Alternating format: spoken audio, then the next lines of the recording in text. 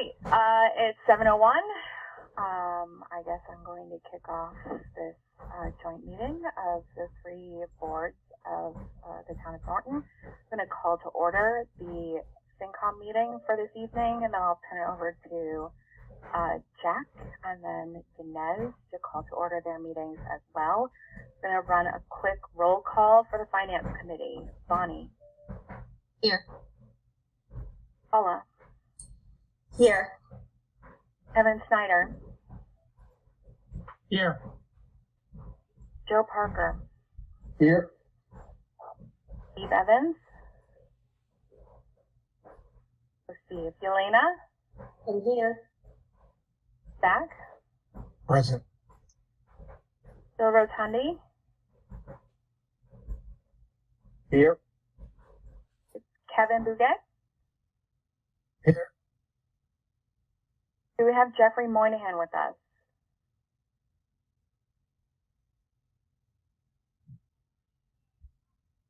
So just for the record, it is Monday, April 11th.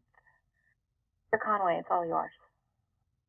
Thank you, Madam Chair. With the time now being 7:02, I will call to order the Select Board portion of tonight's Super FunCon meeting. We have 4 members present right now, myself, Renee, Christine, and Meg. I believe we are anticipating Michael joining us later. I'll try to note that when he arrives. With that, I will turn it over to Dinesh for the final part of this trifecta. Thank you, Jack and Amy. Call to order the school committee meeting. And I think we have everybody but Kathleen. Kathleen, are you on? Do I not see you when you're on somewhere? No? Okay. So we do have Dan Sheedy, Sherry Cohen, and Carolyn Gallagher, and myself. And I will throw it back to Amy. All right. Well, thank you all for joining us this evening. It's always a pleasure to have everyone together. I think in the interest of time and being kind to our guests, Mike, is Southeastern Regional planning to make a presentation this evening? Yes, they are. All right. Why don't we do that first so that we can send them back to their regularly scheduled evening? Good evening. Mark Morris, Assistant Superintendent of Finance. And with me tonight, we have Barbara Kaplan, the representative from the town of Norton on our school committee. Thank you for having us. Hopefully, did you get our presentation? I think Deb Cabral emailed it out. You should have a copy of it, hopefully. Yes, we did receive a copy. Okay, great. So I'll kind of give you a 30,000 view overlook of it. Any questions at the end, I'll be more than happy to answer, go back. Just in the time constraints, I'll kind of go through it. And again, just let me know if you have any questions at any time. So with our presentation, the FY23 budget was approved on March 8th by our school committee. And you can see that our foundation budget is $32,362,813. That's made up of state aid in the amount of $20,178,271. And local assessments at $12,184,542.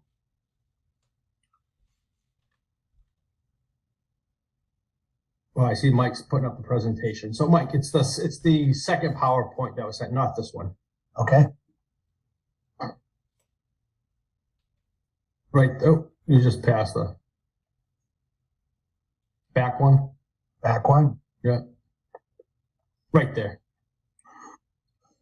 And then in the next section there, you can see that the transportation. So as you know, being a regional school, school transportation is required. So, and we cannot charge for it. So the cost of transportation for FY23 is $1,879,200. The state aid is $1,042,593.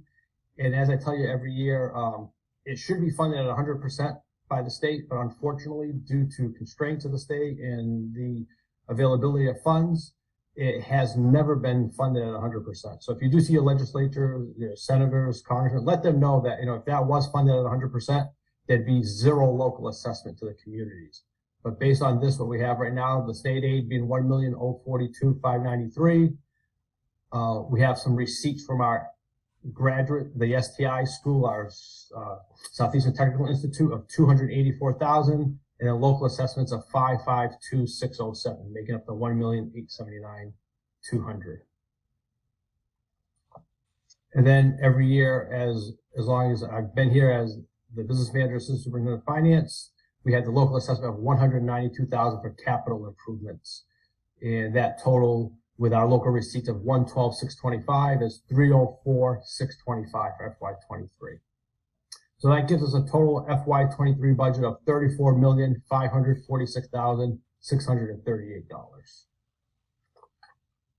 And then, I'm sorry, Mike, do you have the other presentation that was sent over, the other PowerPoint? I do. You want to go into that? That one up? Yeah, I'm sorry.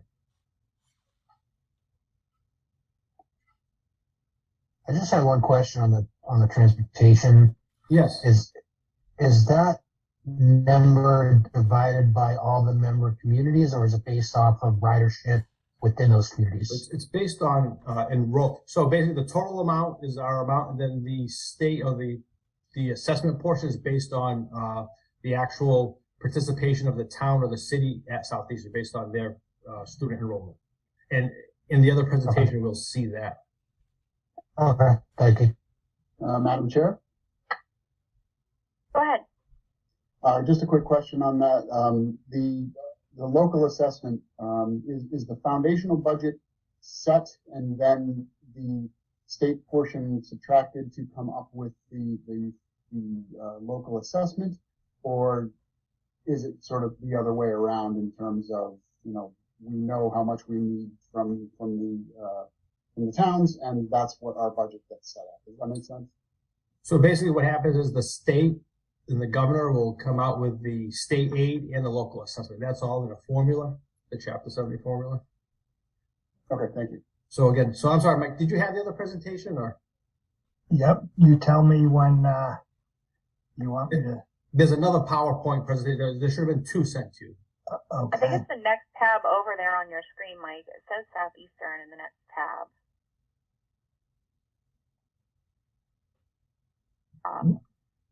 No, I have. I don't have that one.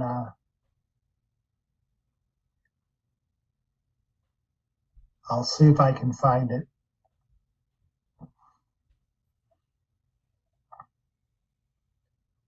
Would you want me to email it to you again, or All right, sure. just give me a second? I think I can do that while I have it, Mike, if you want me to open it. Go ahead, Amy. All right, let's see if Zoom is going to be kind.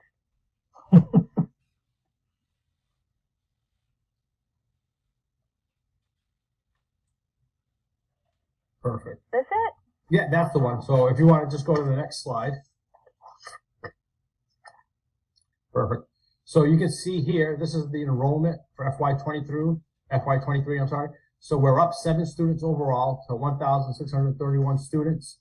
And in the town of Norton, we're actually down 6 students from 110 to 104. And that enrollment percentage is 6.4% of the total enrollment at Southeastern, 104 students. So if you go to the next page, obviously this is the important page where everyone's asking, so what is it going to cost the town of Norton in FY23? You can see that in FY23, the assessment will be $1,582,609, and it's down $3,181 from the prior year, or this current year, $1,585,790. And on that top section there, I know someone asked me a question about the transportation costs. So you can see that total net transportation cost of 552,607, broken up by student enrollment ratio, the percentage there. So for the town of Norton, that makes up $35,374 for the transportation.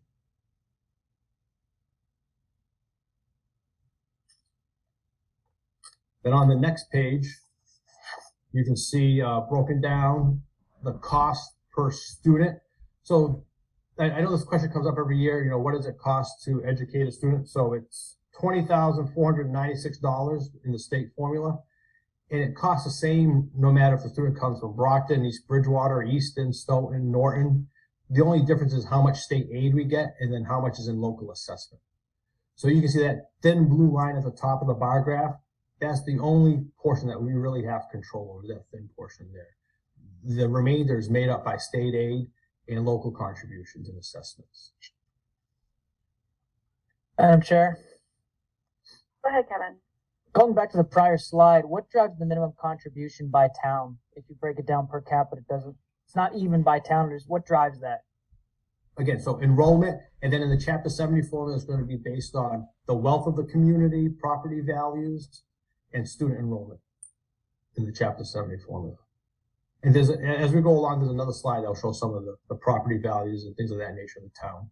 And that's all public information available on the Department of Ed's website. And that would be the same for the comprehensive school in Easton as well. In Norton. So on the next slide, you can see, so this is where you could ask, all right, so how much, control do we have? That dotted line is what's required for net school spending. So this is what the state says Southeastern has to spend every year on each student based on the enrollment and where we're at. The dark solid line is the actual net school spending. So you can see that we're literally right parallel to that. So the actual net school spending is what's the minimum required by the state. So we're not asking for anything above what's required by the state for Southeastern in net school spending. And then if you go to the next slide, that's just a comparison to the town of Norton, the required and the actual. And then the next slide.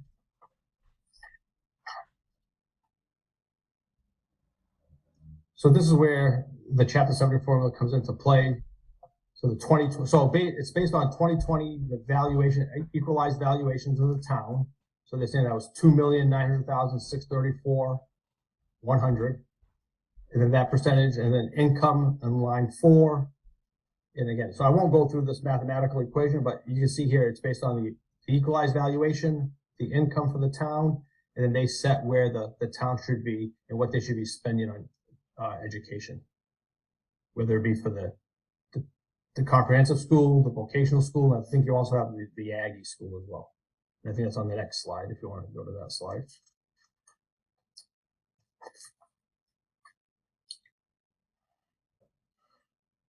So you can see here they take that total valuation of the 21,668,12. They break that up in the town of Norton. Enrollment is 2,301 students for FY22. FY23, it's gone down to 2,213. Southeastern went from 110 to 104, and the Bristol County Aggie went from 9 to 13 students.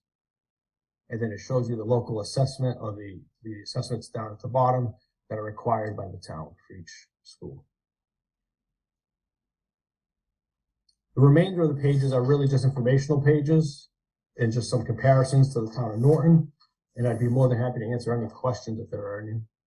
Or go back to any slides.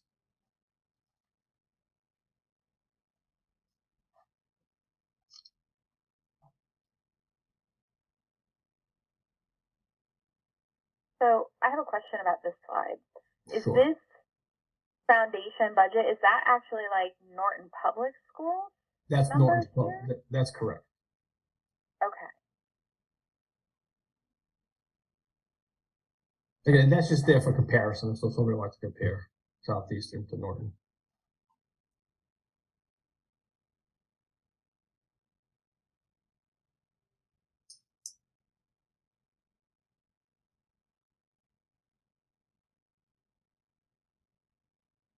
Anyone else have questions?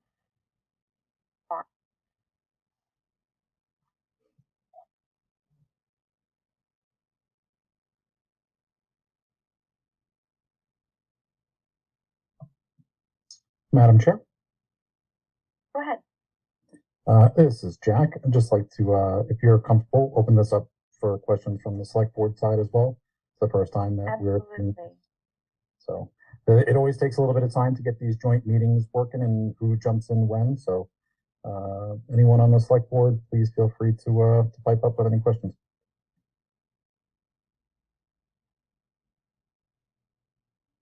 The same would certainly go for the school committee. I don't stand on much.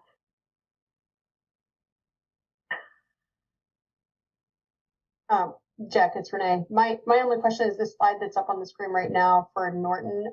Is this what Joe will be presenting?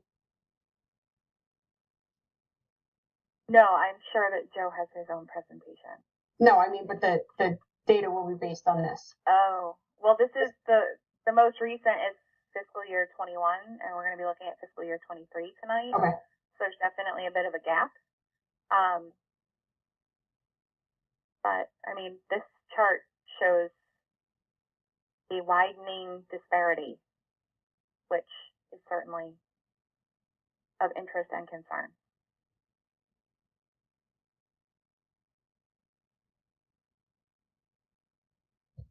I'm happy to wait to table my questions until he presents. Okay, great.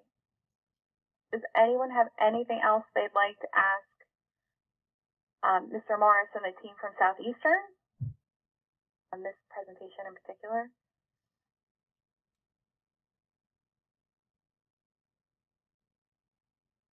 Right, hearing no additional questions. Thank you so much for joining us this evening, and feel free to return to your regularly scheduled evening.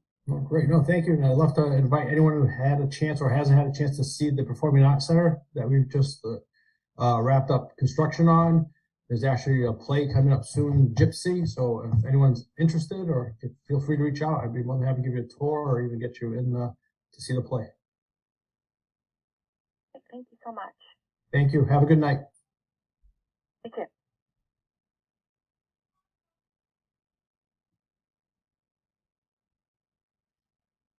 Amy, I'm not sure if there's anyone on from Bristol Agricultural. I have no idea. Very full house tonight. It's hard to say. I can just go over their submittal. You recognize almost all of the names that I'm seeing on these two giant screens of faces, though, so. Okay.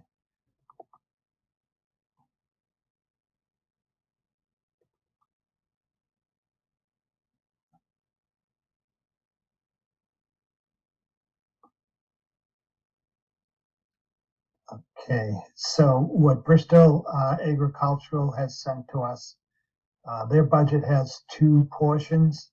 Right now we have 13 students at the school, and down the bottom, if you look, the projected tuition rate for FY23 will be $3,217 per student. And so for Norton, that'll be $41,821. And we also have a debt assessment charge of $5,400.98. So the debt assessment multiplied by the 13 students will be $70,212.74. So their total request is $112,033.74.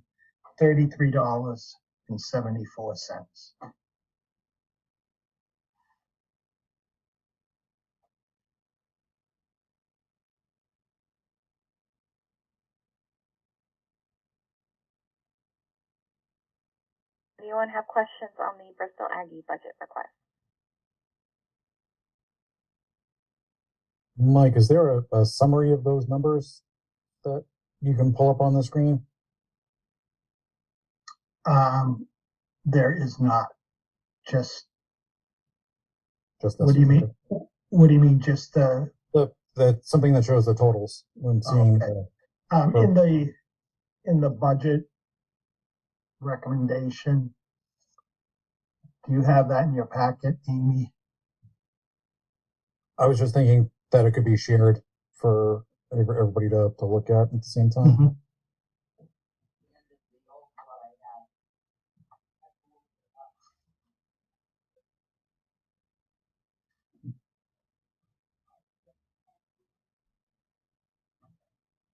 I don't have that.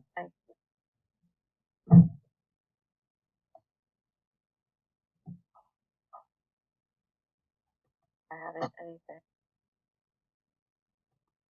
Oh wait, here it is. Hold on. Mike, if you just want to read those numbers off again, I'll type them into the chat. Yep. So for the tuitions, $41,821. 821. 4,821. Yep. And for the assessment for the project, $70,212.74. And the total, $112,033.74. So, Mike, can I ask what input we have on capital expenditures and building projects with these schools that we're associated with and sending students to? Because I can see that the fiscal year 21 expended amount was $19,336.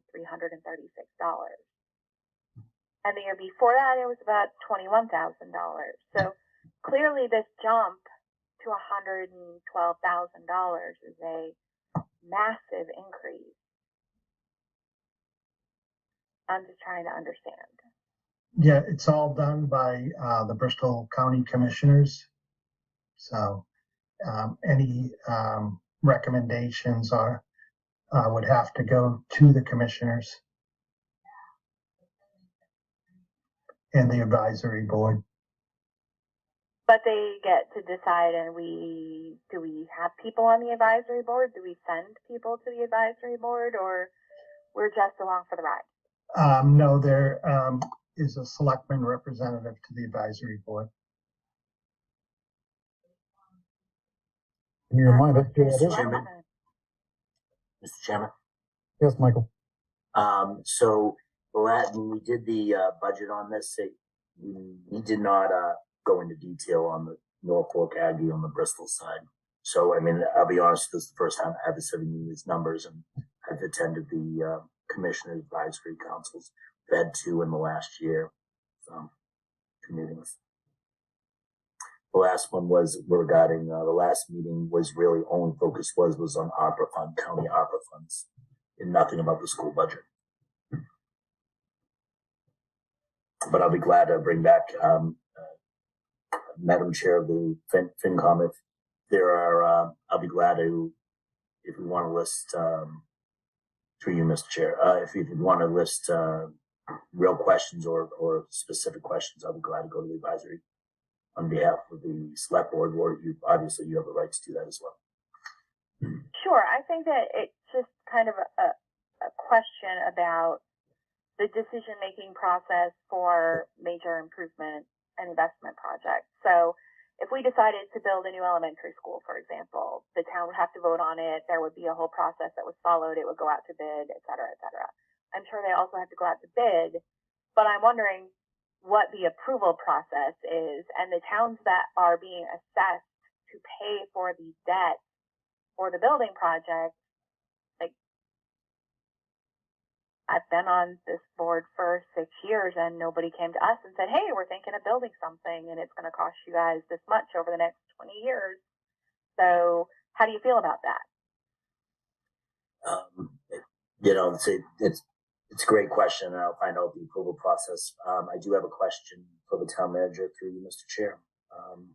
Mike, did the select board, didn't that issue come in front of the select board about Norfolk Aggie and improvements to the school? I don't, it was several years ago. I mean, there was discussion at the time. Madam Chair, FinCom, so I will get an explanation regarding the decision process and capital expense things, as well as the approval process, and I'll get you an answer for the FinCom on that. Thank you. It would just be nice to know that before some massive financial undertaking were to happen, that we would at least get a, hey, by the way. Usually, yeah, that's, I'm not sure if they're used to Norton, but we'll get you an explanation, and hopefully it's going to be suitable. And they're not just like, oh, yeah, that town in the north part of the county. So. Hey, Mike Units. Yes. I remember voting for some sort of a project. I thought it was Southeast Regional though. Renee, I remember voting on some project too. I thought it was Aggie. And that would, if you're right, if it is Aggie, then that's a cost. I mean, I remember having quite a bit of discussion. They had to present to us and we had to support it. I don't know who else was involved in that process.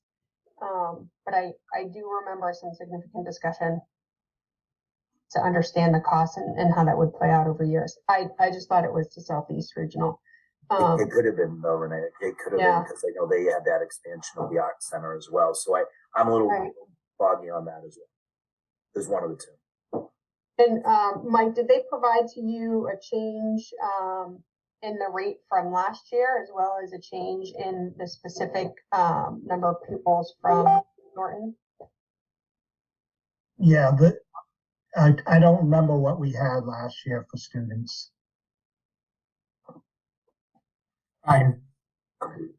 9. Yeah. Includes the budget before is on the typical vocational Aggie projection. They're at 13. Your special assessment is grounded on a $100 million building that they just built. The process is that they have commissioners. They post their meetings at town hall, and they can make their own decision. And Amy did.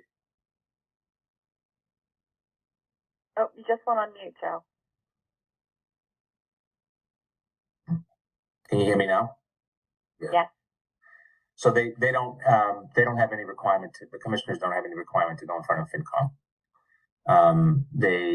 You're basically seeing an assessment per student going down every year, just like you see in our typical assessments, until you get to the bill being paid off. And then it's divided by, so it's going to be around, I think it's been as high as, correct me if I'm wrong, 76,000. So every year it's going down a few pennies. Yep. Until it's paid off. And I don't think in 11 years I've ever had Bristol Agricultural present to the Finance Committee. Yeah. Their foundation is grounded in the commissioner's office. The commissioners are your town commissioners representing areas. They also have the ability to do a special assessment of up to X number of dollars. Norfolk Aggie does it. I don't know if Bristol has done it, Mike, but I know when we work together in the other community, we get that special bill from Norfolk Aggie because the commissioners could add an extra tuition charge to the regular state tuition agreement. Yeah, Bristol has never done that. Right. And I know in Colbert they fought it and yes. ended up losing, but yeah, we had to back a number of years if I remember correctly. Yep. They're a very independently run institution under the concept of these commissioners representing every community area that sends their kids to the Aggie.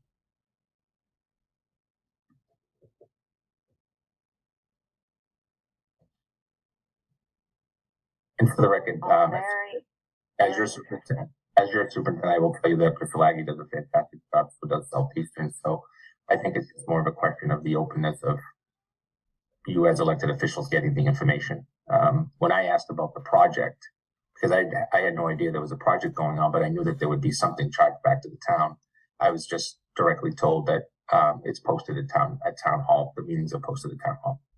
That's a direct quote. Delightful. All right. Well, thank you for that, Dr. B. Anyone have questions on the Bristol Aggie budget before we move on? Madam Chair. Go ahead, Zach. So on this spending roughly for 13 people, even with assessments, it's under $10,000 per student, which based on what we just saw from Southeastern, and I'm going to guess even the town budget here, we spend more than $10,000 per student. Are they heavily subsidized?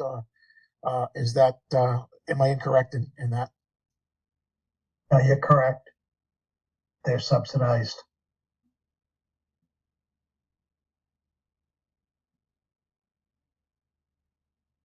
Any other questions? Before we move on, Mike, I had a request come to me that someone on the finance committee thought it would be very interesting if we could get a presentation from our friends at the charter school. Okay. I'm not sure we have time to do it for this budget cycle, but if we could try to get them in at some point. The Foxborough Charter School. Foxborough Charter School.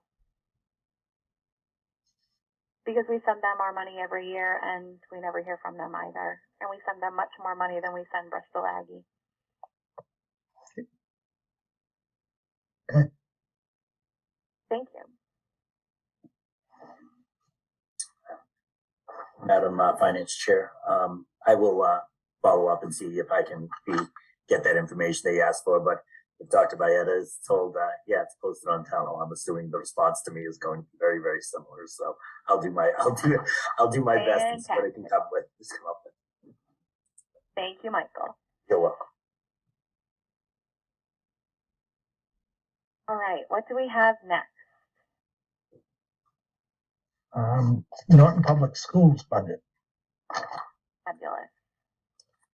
Mike, do you have our booklet? Yeah, you want me to share it? Yeah, Joe? do you mind? Yeah, because I am gonna go through pages.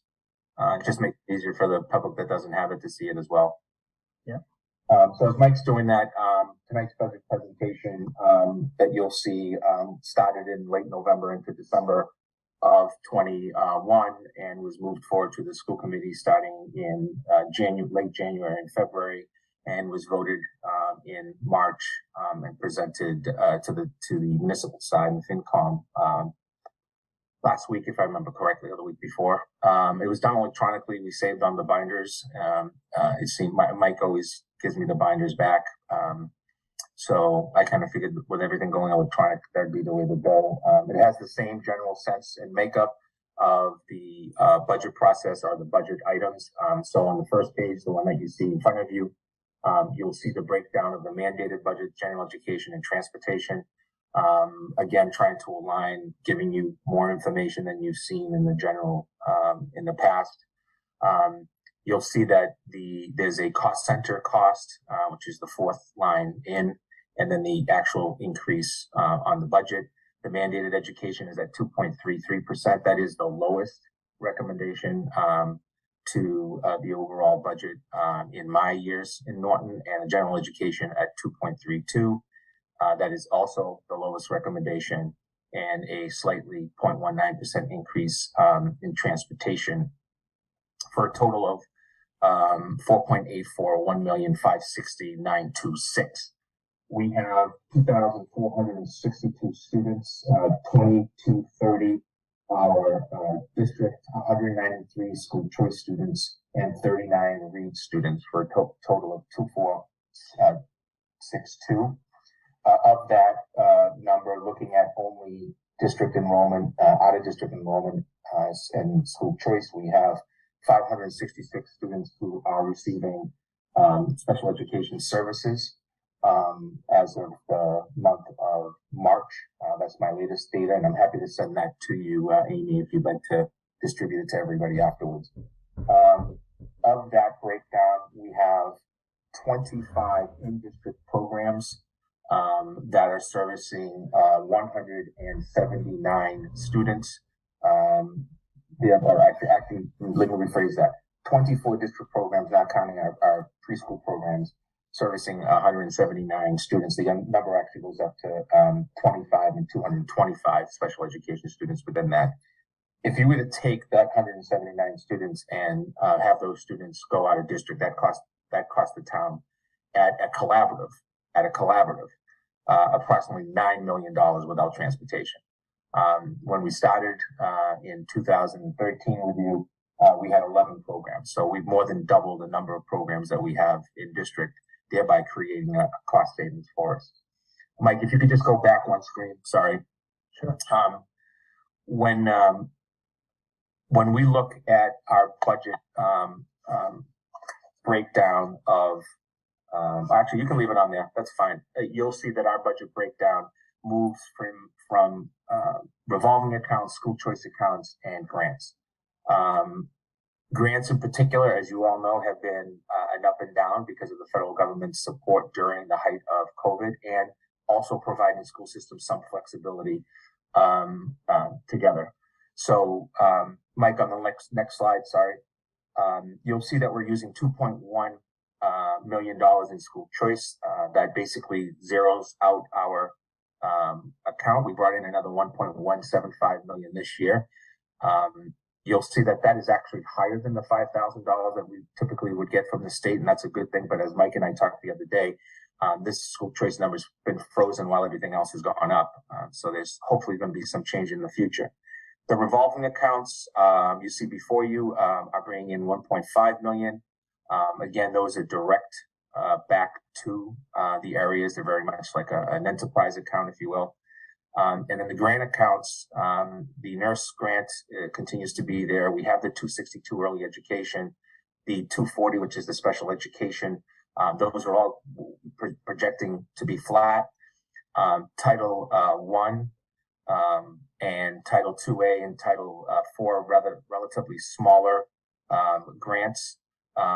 And then you have all of these outstanding grants that we're still, in some cases, waiting for funding. For example, when you look at ESSA 3 that's in there at $850,000, that's utilization of those funds means that even though we have another fiscal year to go to use those funds, we'll be draining most of that within this budget. So 1.7 million in total grants.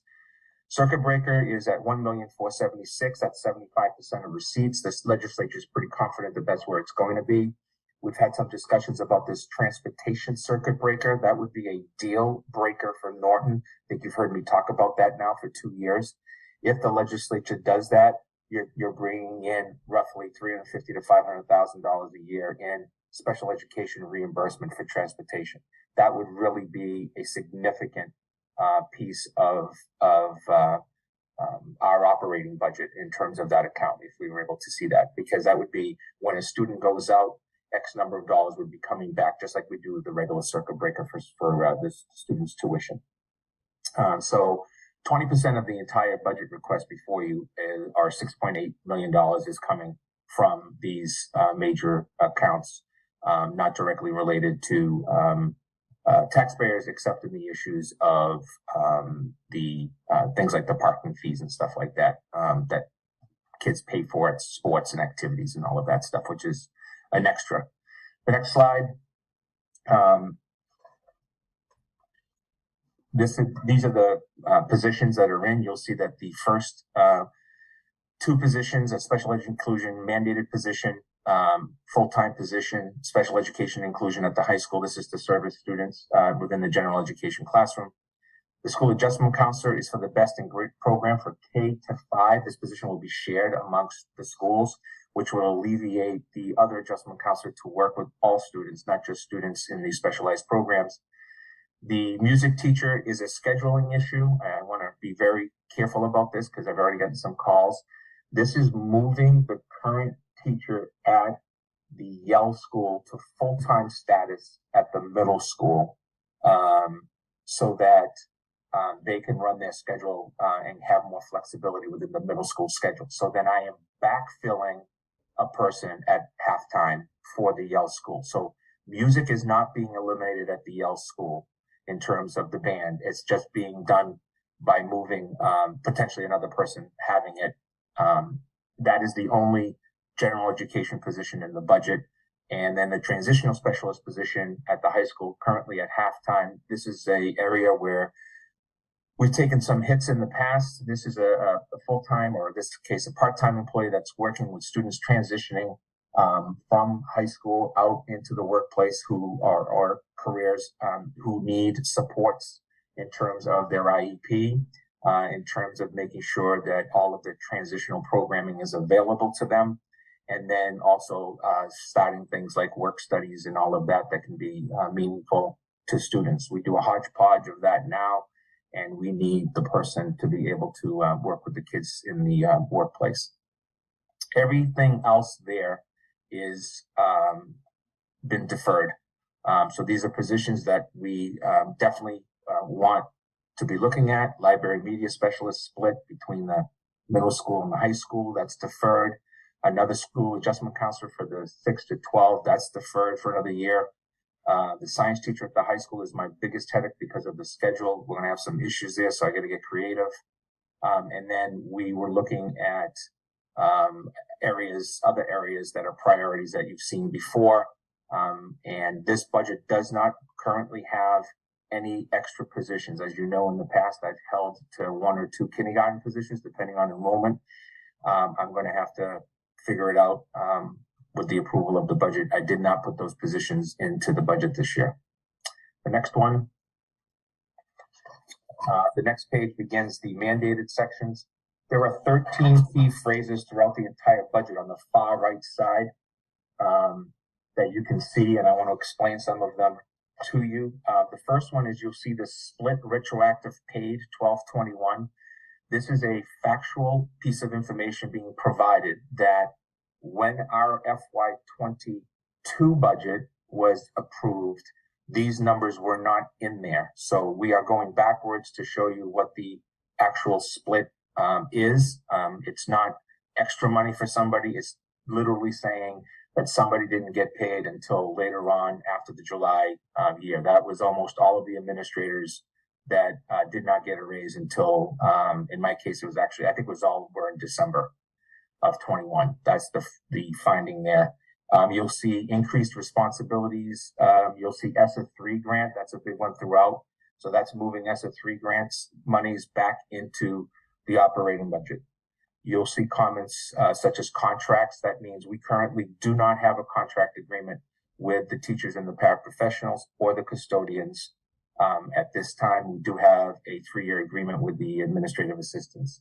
You'll see some of that talks about increased time. We have one new technology item called new SIS, that's Student Information Systems. That is moving away from school brains into a new system because school brains can't just, we can't keep up, or they can't keep up with some of the things that we're doing. Statements like prior year was a grant, that would mean that it's now in the operating budget. Increased transportation for athletics during the project. We put that in here because we may be not playing home games starting this fall for a period of time, depending on the project. Hopefully we will. And then one of the biggest ones for facilities is an increase in the supply chain. We're seeing 20 to 35% increases for deliverables to the district. And we're already trying to play catch up this year on it. And this is working, Wade Lazat working with our vendors, trying to say what kind of a ballpark are we in. We're averaging 23% increase on deliverables right now within our contracts. And those are the general 13 items. I wanted to mention a couple of other items to you.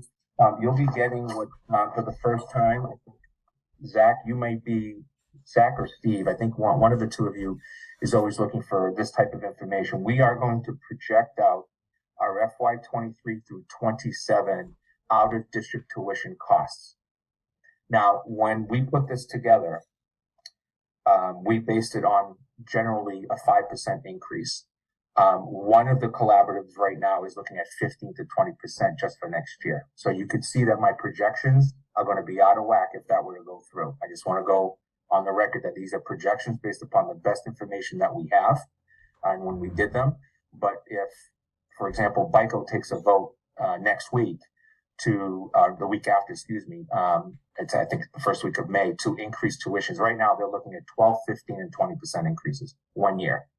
So my projections would have to be reworked out because it's based on 5.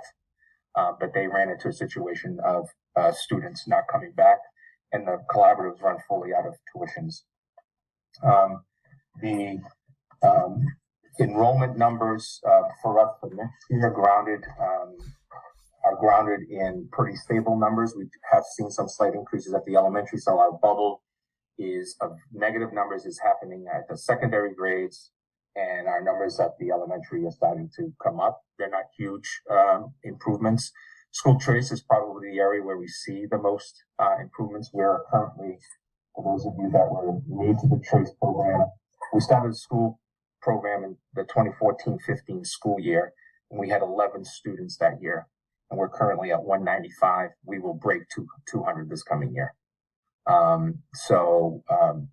In general, if you were to take the number of students in total that we've had, bringing in a minimum of 3.985 million during that time period.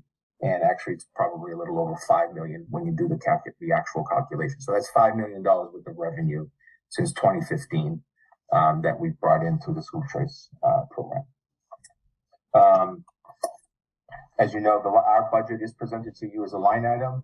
So if you have any questions, I'm happy to take it. I'm sorry to say that Matt is not on the call today. Matt has been sick since Sunday. He's not even coming in tomorrow. So if you have specific questions I can't answer, I will just jot them down or ask you to email them to me and Matt, and we'll get them back to you with any of the specifics that you desire.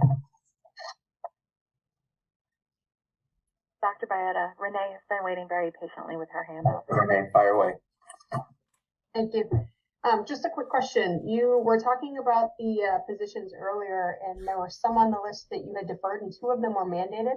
How are you able to defer the mandated positions? Going to be creative. We're probably going to have to take a look at other folks doing some of those mandates. That's what's going to happen. That puts us in a pickle. You're absolutely right. If you look at the CODA, for example, if we have that's a certified occupational therapist assistant.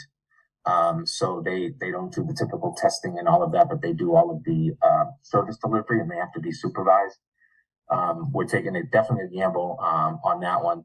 The school adjustment counselor is being deferred. We're going to stay with the current model. The problem with the model is that adjustment counselor, let's say it's the LG, that adjustment counselor is responsible for the 285 kids there, including the, let's say, 15 kids that have specialized support services. So when something happens in the other part of the building, I may not have access. So that's when we end up in very awkward situations, such as having to go directly to the hospital for the delivery of services, or having the kid picked up and not stay in school and get their service. So it's going to be a catch-22 for us, but it is what it is. Thank you.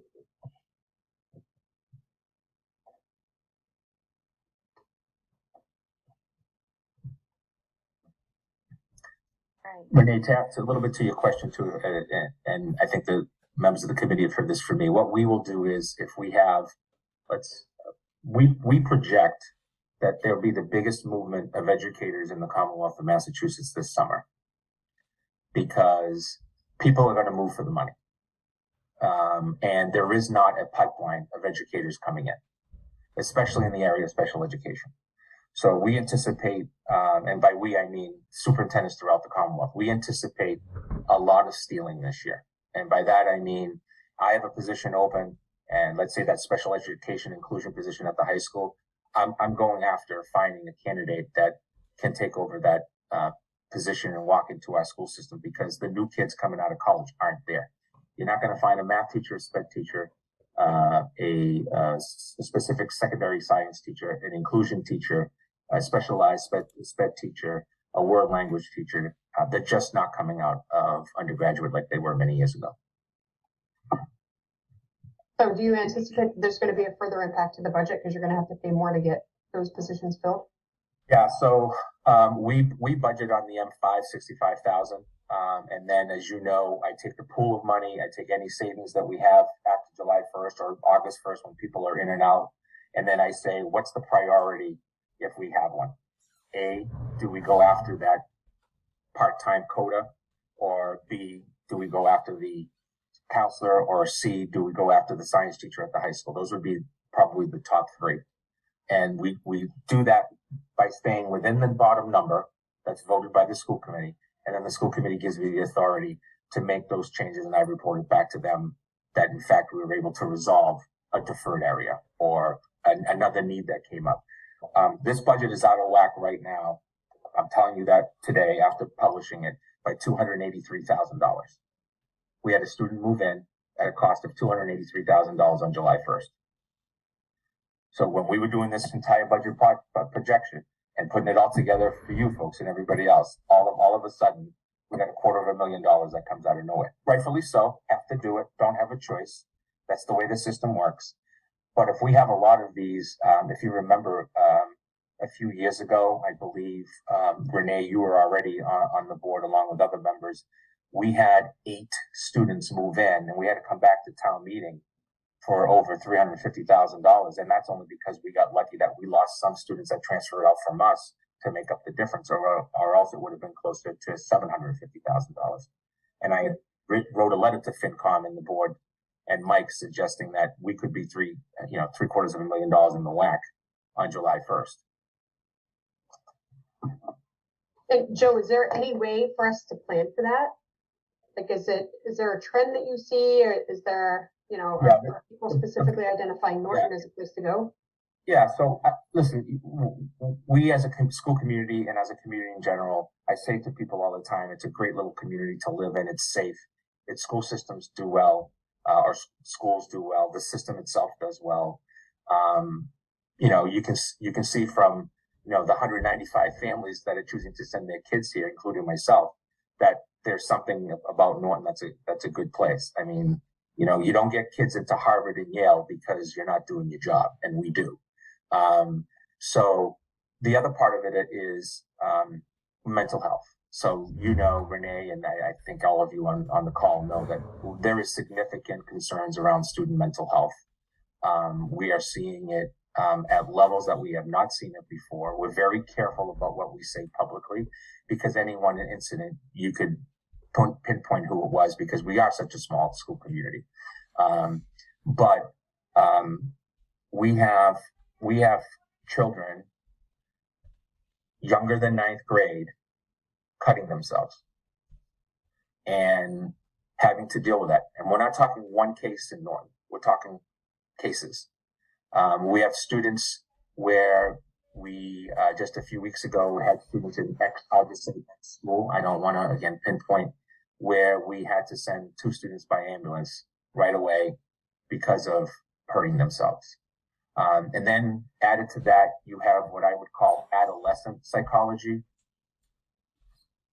romance, and things that happen as part of just growing up that causes you to need support in some way. But mental health is a definite. Behavioral at the early ages is something that we're seeing a lot of. I mean, like I said earlier, and again, I'll be happy to send this over. We just got this chart completed, making the comparisons. There are 25 students in specialized programming at the JCS, 28 at the LGN, 42 at the Hay, 39 at the middle school, and 45 at the high school. I put those numbers up against anybody that's the size of us and is doing these type of numbers and keeping kids in town, in our schools, where we believe we can give them an excellent education, and save money, which is, if I'm speaking to the finance committee, that's a very important thing.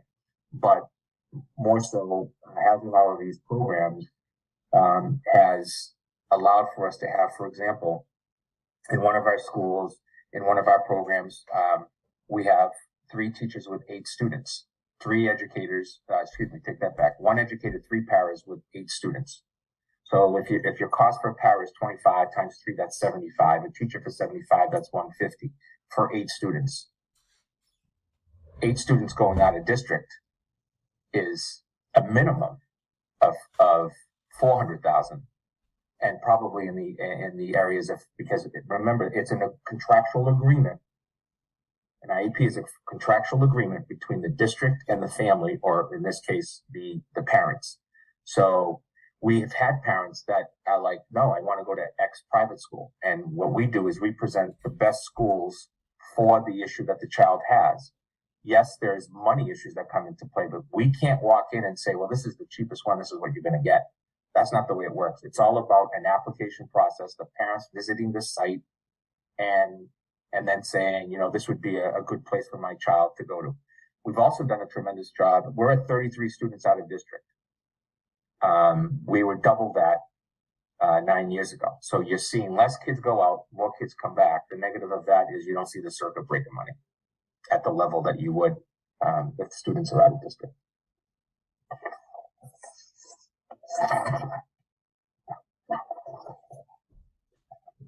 Madam Chair. Anyone? Oh, go ahead, Steve.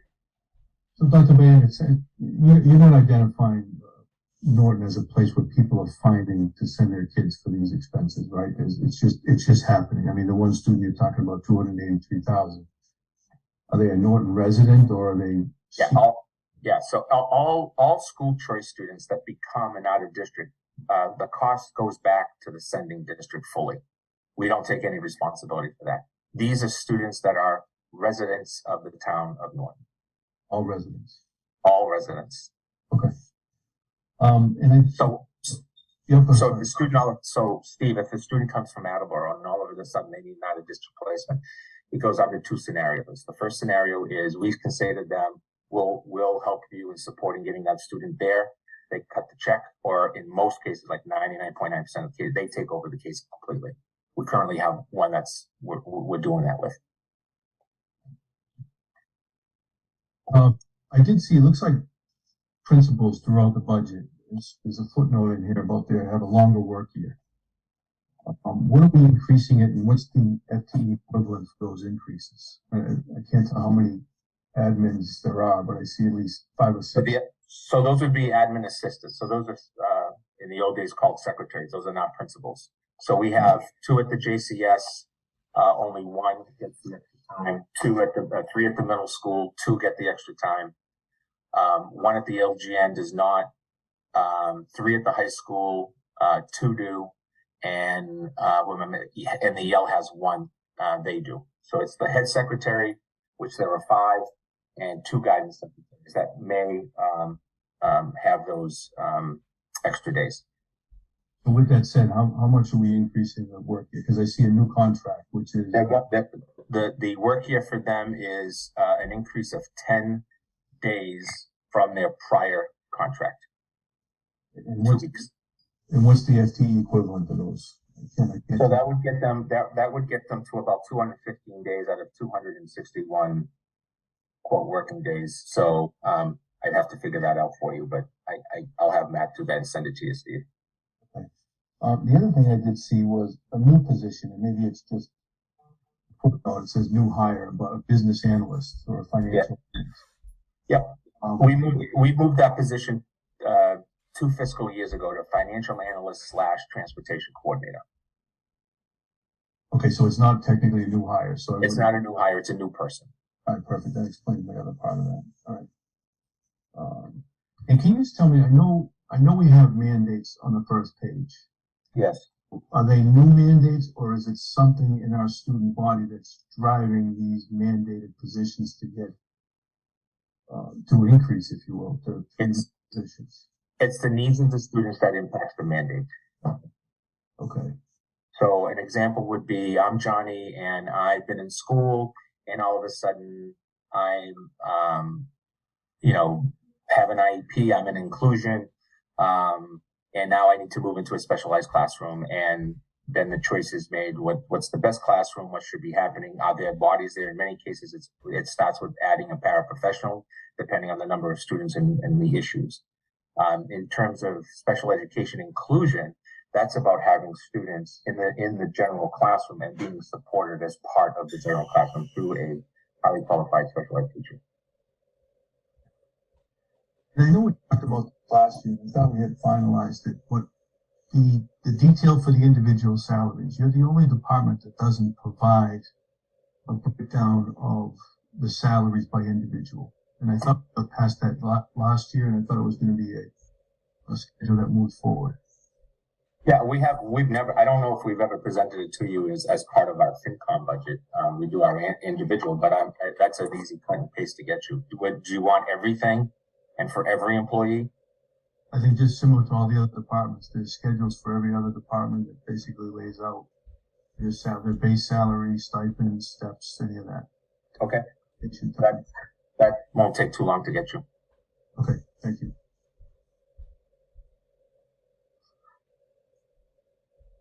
All right, now Michael Toole has been very patiently waiting with his hand raised.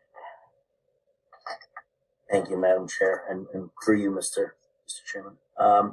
Dr. Bayetta, as I'm looking through this, I know you've been very careful in years past separating grant money from the regular budget. Specifically school choice, you've kind of separated that. It looks like now we're getting into a point, and I think it's just because of need. Now it's hitting in the operational side of the budget.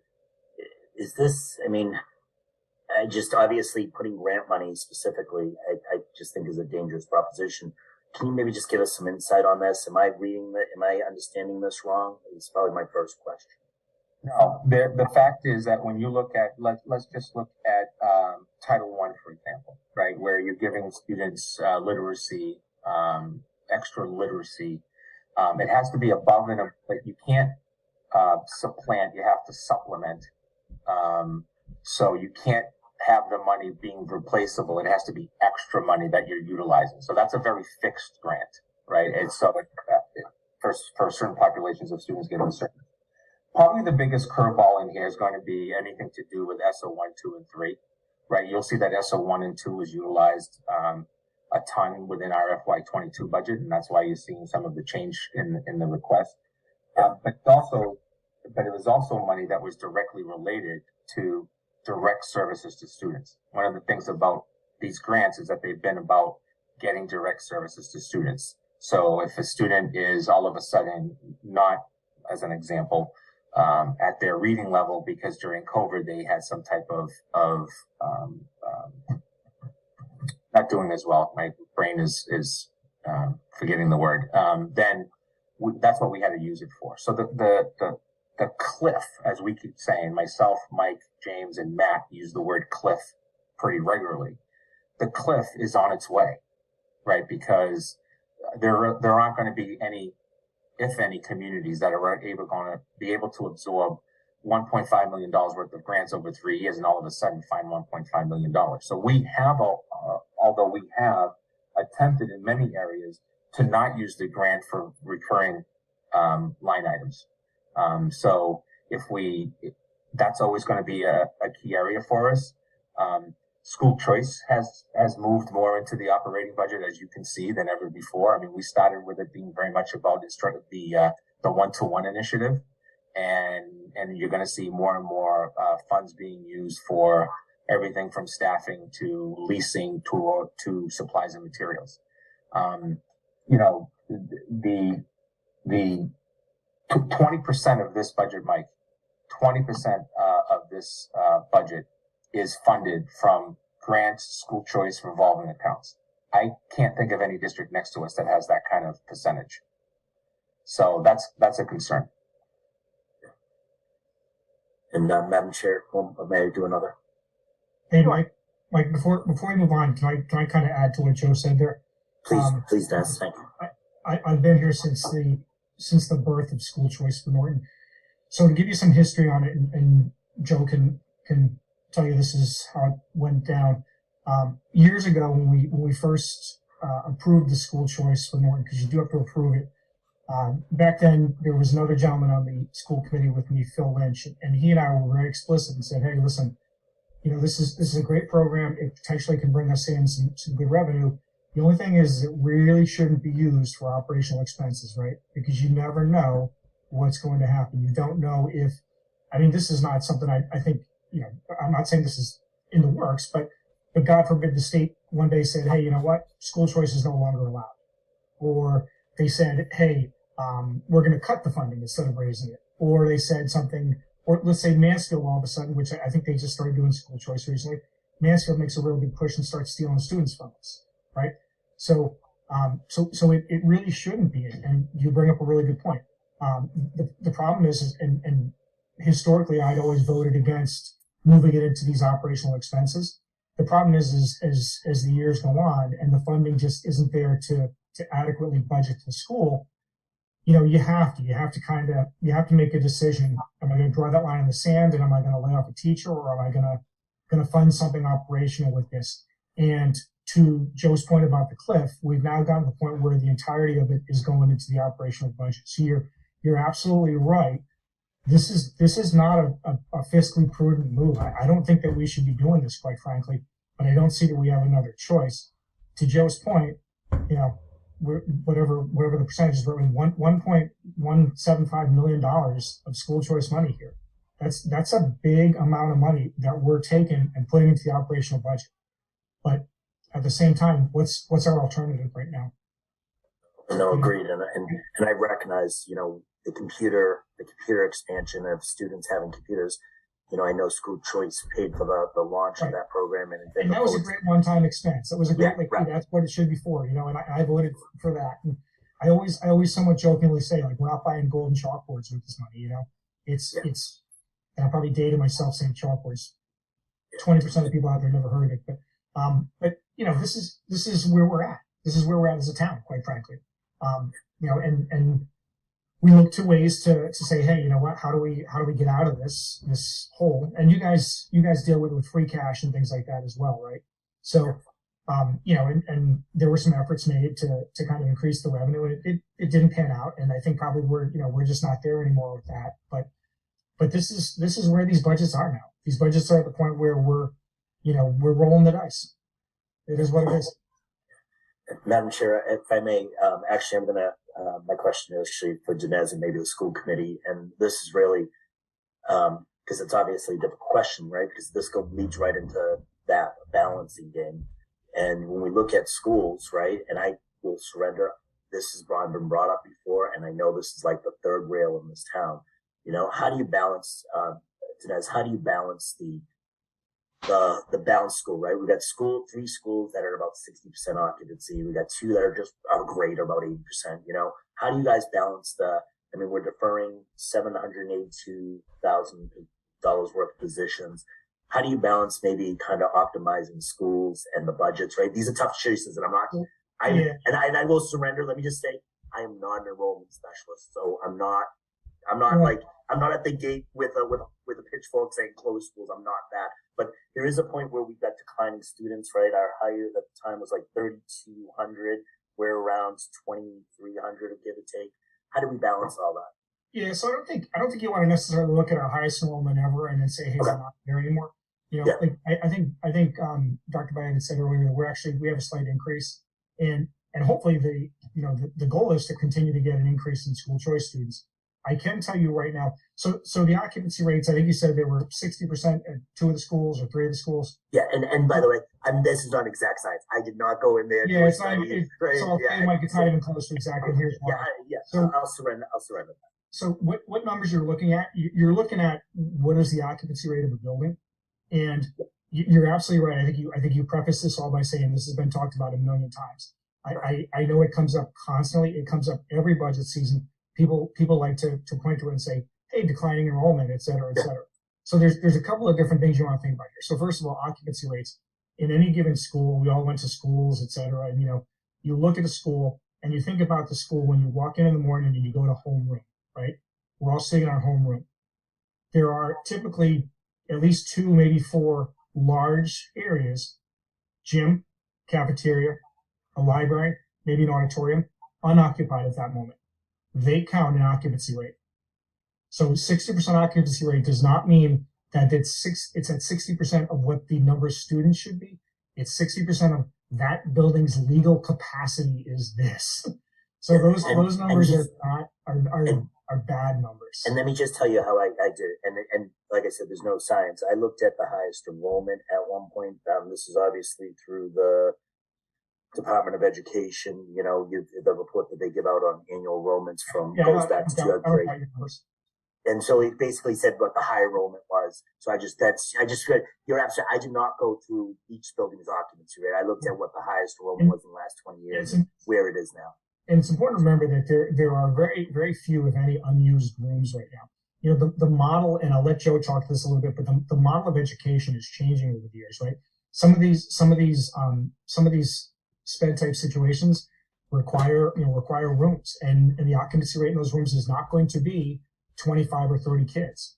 It kind of is what it is. So I'm gonna let Joe take over on what everything's being used for, but I'm fairly certain that we don't have many, if any, rooms unoccupied at this point. And I guess my question is this something that the school committee is, I guess for this, is this something the school committee just looks at? I know, is this something that's on your radar all the time and kind of looking at it? I guess that's my question When you say this, what you mean, like the occupancy rates in the buildings? Like the balance of enrollment, right? Enrollment management is one of those complicated things from higher education to elementary, right? Just so you know, and it isn't an annual thing. It's you're trying to progress, you're trying to guess, all right, students coming in, students going out, those kinds of things, and then try to balance the operational around it. So is this something that you guys are looking at? I guess my question really is the school committee is staying active at looking at, okay, does this make sense for the deferment of these positions? So I'm gonna let Joe jump in here real quick right after I say this one thing. So Okay. you remember something. I always look at a school as kind of a business, and I think of it, what's our business model? And our business model is a fixed cost model. It's essentially a fixed cost model, right? It's not a variable cost model. So, and it's a little bit of a hybrid, but by and large, our enrollment doesn't change by the hundreds every year. It changes by the tens. And the reality is, if we lose one student, the effective savings to us is not close to zero. It is zero. There is no savings. If we lose 10 kids, the effective savings is zero. There's no savings to us. We can't say we're going to not have 10 kids worth of heat in the buildings or electricity. We can't reduce the teacher's salary by, the one kid that's not in their classroom anymore. This just doesn't work. That's not how the business model works, right?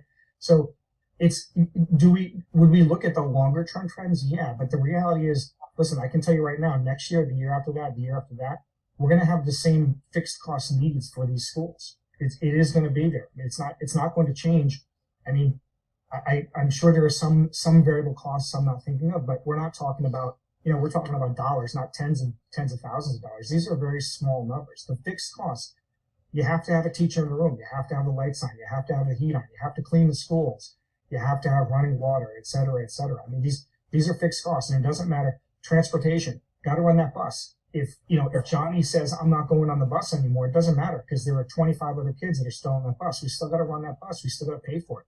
Those costs don't go away. They don't change. The Bloom doesn't come to us and say, hey, we saw there was one less kid, so why don't you take a little off the bill? It doesn't happen that way. So, and I'm going to turn it over to Joe about that because I know Joe wants to jump in here. And I guess, let me just show, if I could just say one thing. I guess my concern is do you guys have a number? Like, is there a number? Is it 1,500, right? Say we reach 1,500. Is that one of those points where you say, all right, we've got to optimize? Is there a number in the school committee's head and or Joe's budget? And I'm going to shut up and let Joe kind of answer it from there. Like, yeah, there's two things. First of all, and I'll share it with you. We do a NESDEC enrollment study every year. It gets published, and I'll share it with everybody.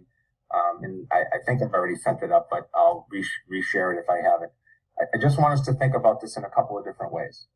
If tomorrow morning 45 more kids walk into the LGN, I have no classroom spaces at the LGN right now. None. I have every classroom full, and let me tell you how and why. LGN, Hay, JCS, all built prior to IDEA, meaning the Special Education Federal Law. No OT, no PT, no speech, no specialized classrooms, no inclusion, right? That was the practice. So you don't have what I would say, you have traditional classroom spaces being utilized for teaching and learning where there might only be, instead of 20 kids in that room, 3 kids in that room because it's a specialized. So we have 25 spaces throughout the district that we're doing that with. Second, to go with that, is what is the appropriate class size, right? We could take all of the kids at the LG and move them all to, let's say we shut down the LG, because that would be the one that would be shut down. The LG would be the only option that you have because the Yale is physically bigger. And you would have to take those 273 students and reorganize the district, K to 5, K to 4, whatever people wanted to do. And from there, operating transportation is going to go up without a doubt. You're going to have minimal savings in staff. My biggest concern is what would be the appropriate class size. If any of us on this call right now are over 50 years of age, we remember 30 and 35s.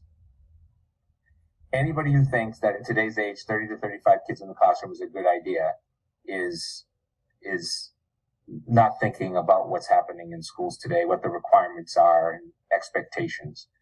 Multiple bodies in a classroom. I co-taught a classroom the other day with a special education teacher and an English teacher at the high school. that teacher was in there to support students in a college prep English class. There were 23 students in the class.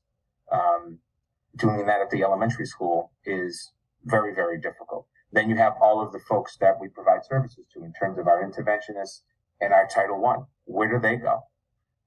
So the space issue is looked at on a regular basis. I've already informed the two elementary principals that I don't have the positions in the budget, but I'm worried that kindergarten could be in the 20s this year, which is not where we should be. We should be at 18, 20 at best, because they're not going to have the space. When you look at our high school, we haven't had the space since the remodeling. I mean, we were dead on arrival when it came to extra space for more classrooms or any of that stuff. And then the elephant in the room, which is always the Yale school, which is the school that gives us the most flexibility and currently has all of its floors filled with students.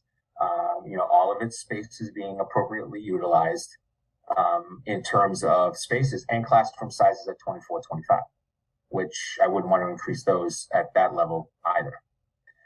So it is looked upon yearly. We do have the projections that are done. It's part of our membership with NESDEC. They are a specialty organization that works with education. They are a private firm. They are not a public entity. They do all the enrollment, probably for 85% of districts in the state. They do the enrollment reviews if you want it, and we do it every after October 1st numbers, and we do it again in March. So we'll get to see our churn, which is basically how many kids came in and how many kids came out from October 1st to March 1st. We'll have that data, which is increasing, by the way. The numbers, it's almost the same. 40 come in, 40 go out. But this is a district where we would see 10 go out and 10 come in. Now we're seeing 40, 50, 60 kids throughout the year in and out. Much of it related to all kinds of private scenarios and circumstances amongst families. No, I appreciate it. I think one of the things that I just wanted to make sure that we were keeping an eye on it, right? It's one of the things when I'm out there just talking to residents and so forth, it's one of the things, for some reason, it's still out. It's still one of those observations out there. It's one of my observations. And I'm glad that we're doing an annual review. We've hired a consultant to make sure we're doing an annual review on it. So I was not aware that we were annually reviewing it, which satisfies me. Thank you very much.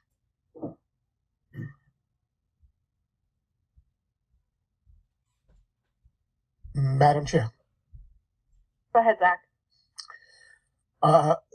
Dr. Maeda, on that same topic, is it worth doing a cost-benefit analysis on, let's say, the JCS?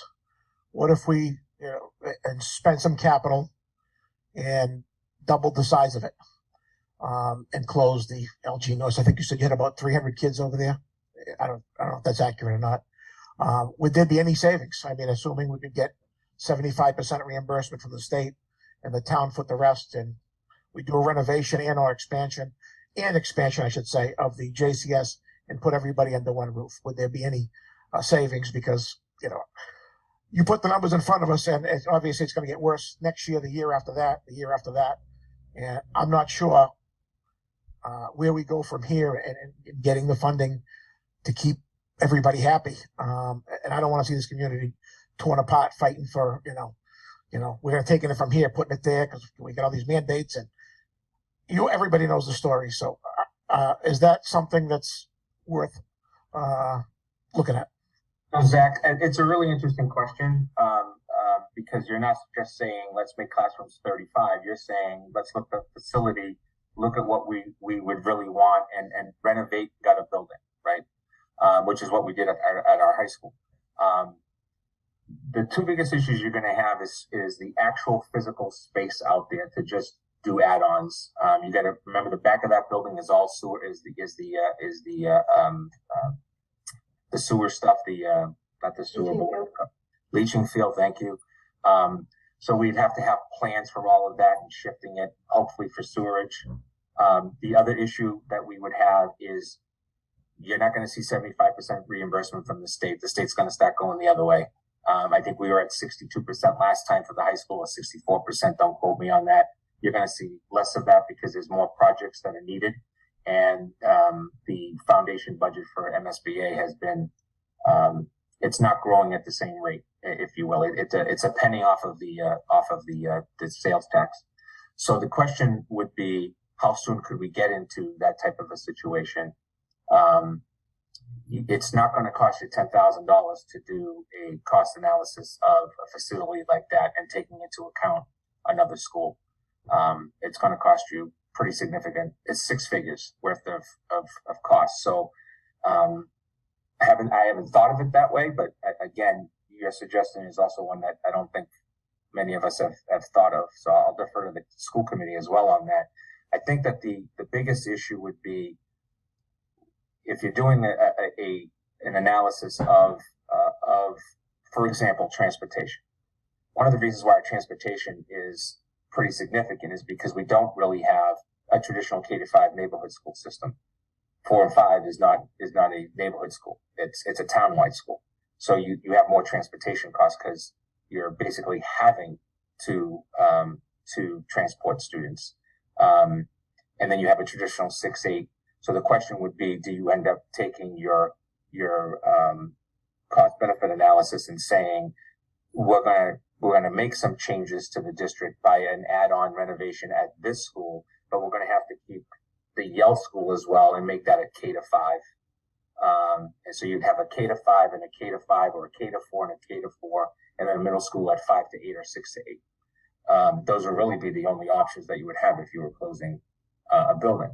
The other thing too is the NESDEC enrollment numbers show us coming down. I believe it's to about 2,150 or 2,100 students. Don't quote me on that. I'll send the report to you so you can have it. I don't have it in front of me tonight, but with the growing number of issues that students have, that would be concerning to close a school. And we just did a window project, and we're doing a train project, including all 3 of those schools.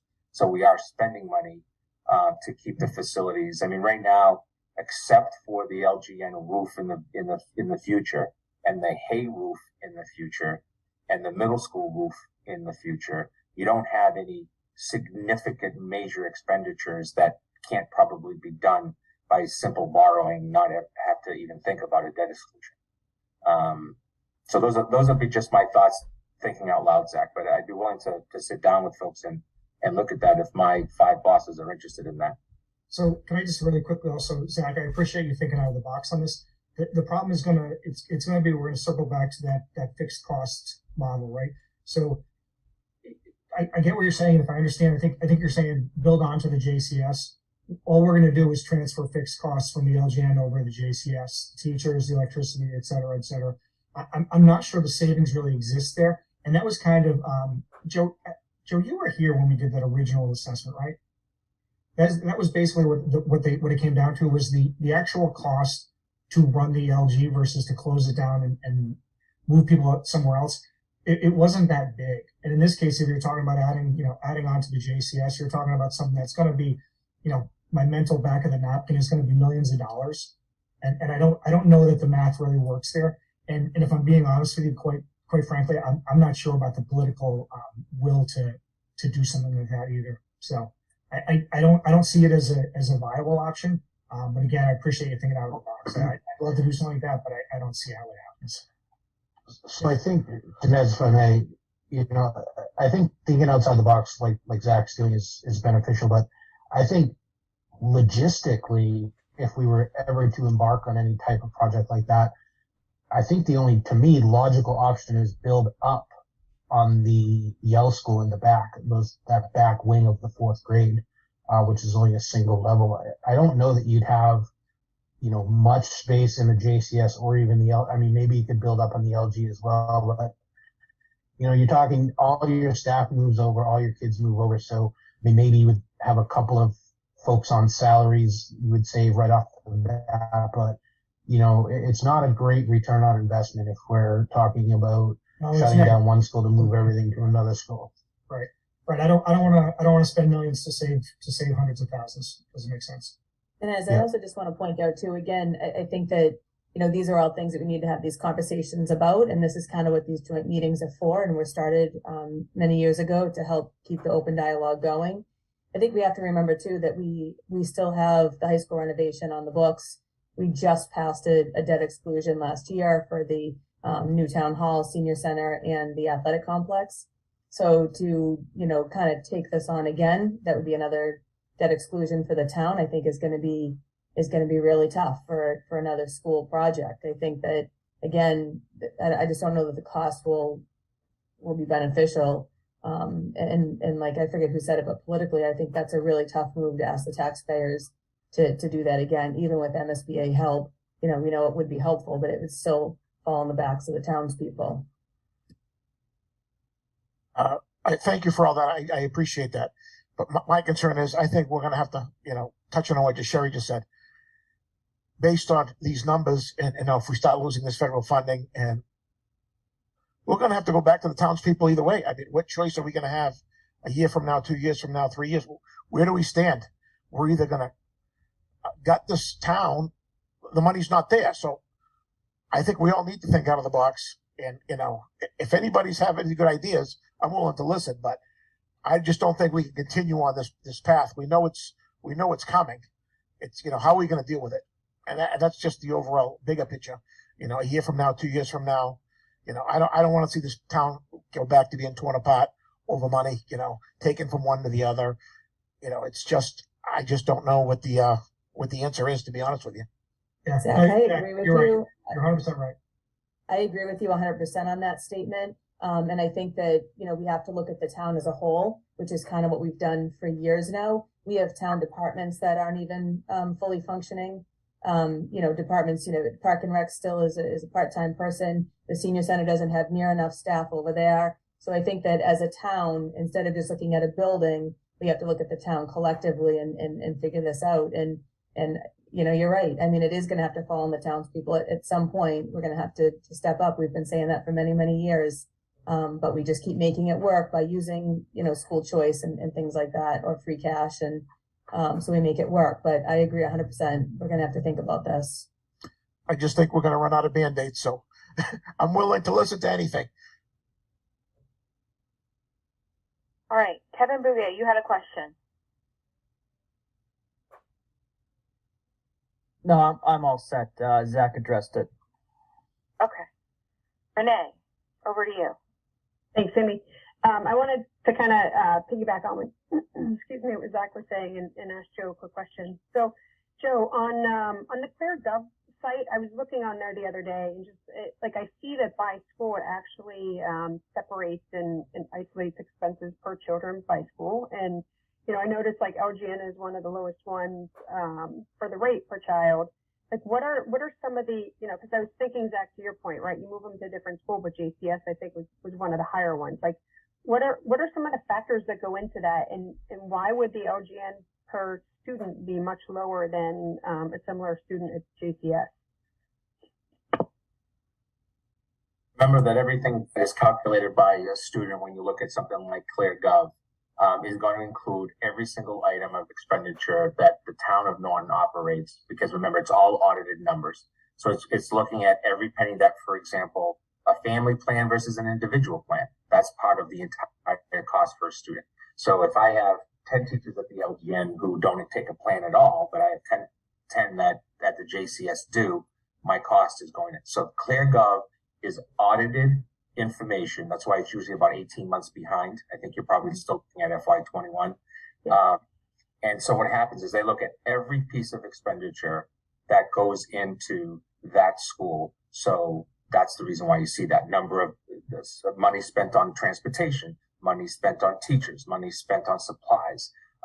The calculations to do with healthcare are part of the ClearGov process. So that's how you see some of the changes. We do have to maintain equity from school to school, and expenditures are specifically around our specialized populations. But we as a team look at it from the perspective of why do we think this is happening? So we might, for example, we always look at delivery service program for the for the JCS and LGN being as equal as possible, even though the sizes of the school is so different.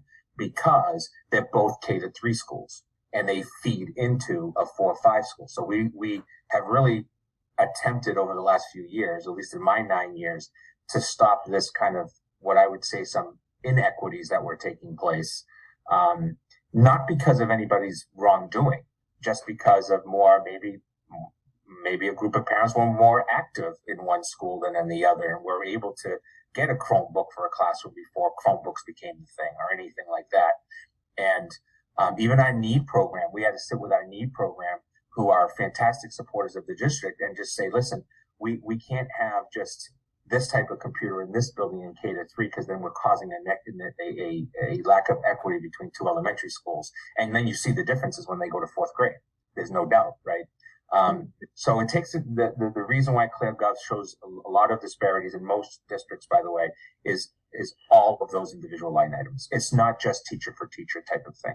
Because one of the things we do is we try to almost make every class size per grade at those two schools equal. And then we think of 4-5 a little differently. So if there's going to be 24 kids in kindergarten at the LGN and only 18 at the JCS, we're going to get creative to try to make that more balanced, including the potential that as students could be asked to go to the other side of town as one scenario that's been used by a lot of communities in the past to try to resolve some of those issues. Yeah, and you had mentioned too, I'm going to kind of pivot here. You mentioned several of the schools in the next couple of years will need new roofs. Are there any opportunities for like existing grants or ARPA funds? Yeah, to start looking at that to account for those expenses now, so they're not a hit to the budget.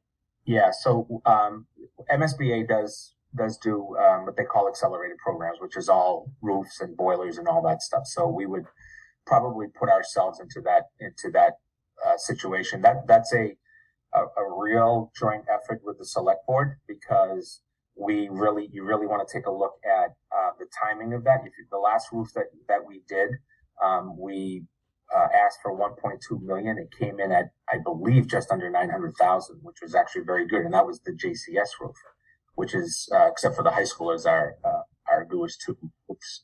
But we would have to put ourselves into that plan. We've had discussions the other day when I met with Mike and James and Matt. We provided our list of ARPA, and it happens that one of the school's roofs was on there. But it's also a significant expenditure. So it's not in an emergency situation per se. It still has life in it. But when we look at all of our facilities, those are ticket items that we have to start planning for now to probably take place in the next, I would say, 5 to 7 years. Great, thank you.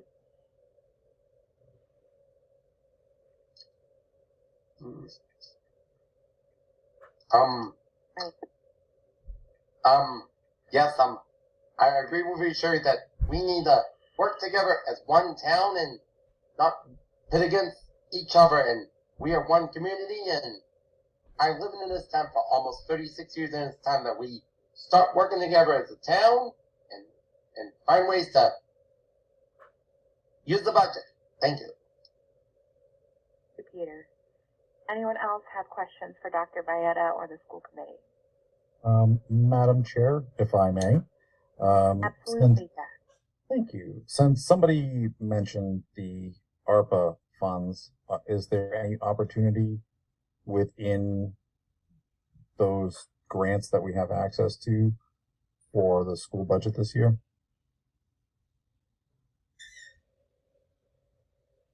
I mean, I know what I think, but. So I met with, like I said earlier, I met with the team last Thursday. We came with a list of any items that were, 13,000 to over $1 million that we think could be part of that discussion. But that's really going to be, as you know, that's a real discussion for the SelectBoard, because under the statute, you folks are the governing body, if I understand it correctly. So we do have one idea for one project that we think gets the two schools connected to the sewer line and pulls the article from borrowing at town meeting, which would only be positive, I think. So that was our priority one, is to connect the Yale and the high school and withdraw the article and use the ARPA funds for that. And I think those would be appropriate funds for that as one of roughly, don't quote me, $500,000 offset of the, I believe it's somewhere around $5.9 million that's available in that. But those are decisions that are going to belong with Jack, with you guys, and I guess talking and working with the school committee as well, and Mike and I, about what's the best bang for the buck. It's my understanding that some of those funds are going to be expended for other things as well.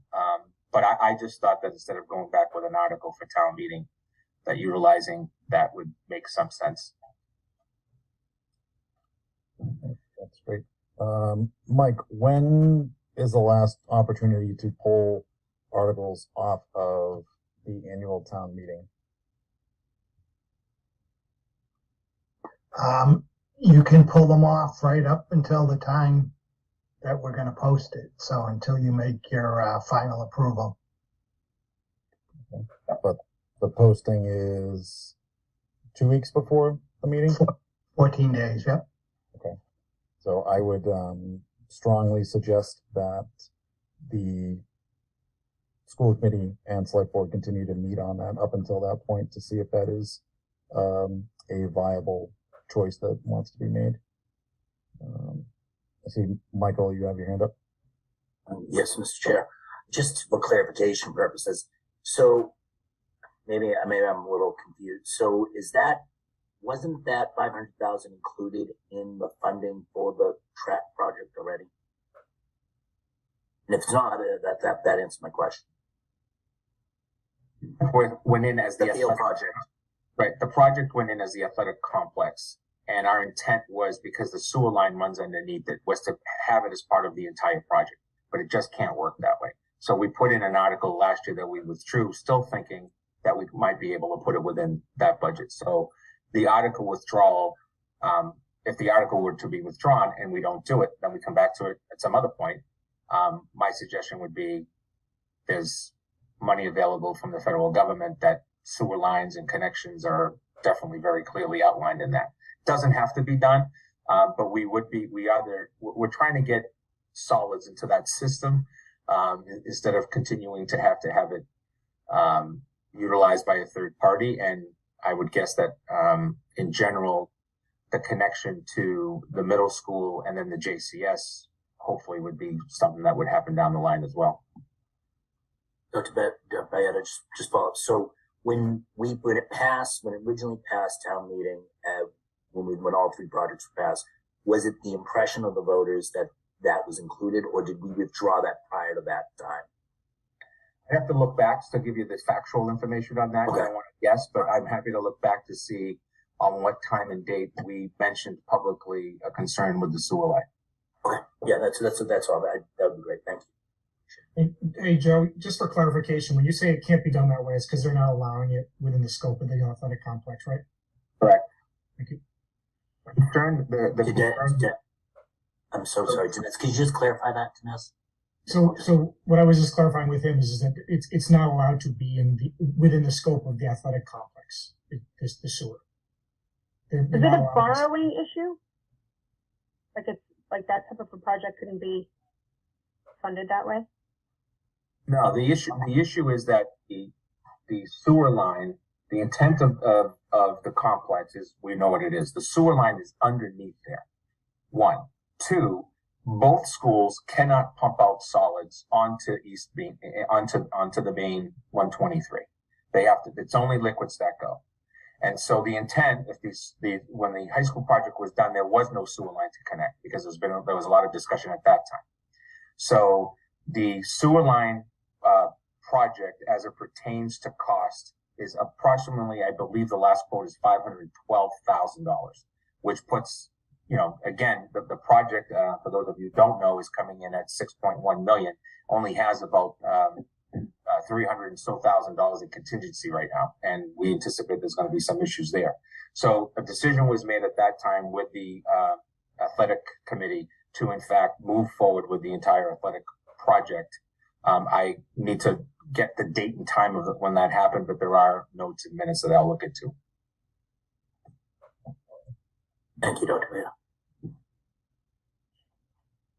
And just for reference, I did go back to the warrant for I think it was the special town meeting within the annual town meeting last May. And the specific language is blah, blah, blah. And the sum of $6,362,000 to be expended under the direction of the school committee and permanent building committee for the purposes of planning, design, construction, furnishing, and equipment of the Norton Public Schools Community Athletic Complex.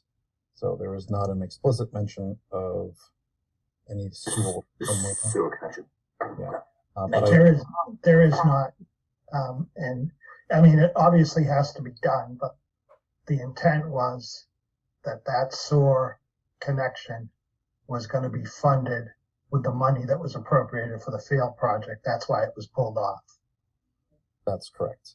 I have the same recollection, Mike. Yeah. Okay, so it was kind of pulled off of that and separated.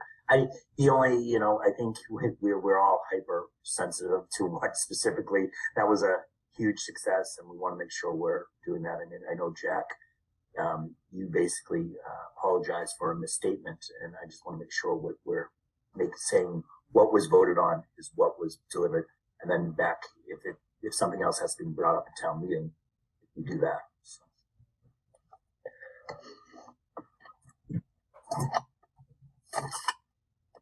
Madam Chair. Go ahead, Mike. Joe, did you want to go over any of the articles?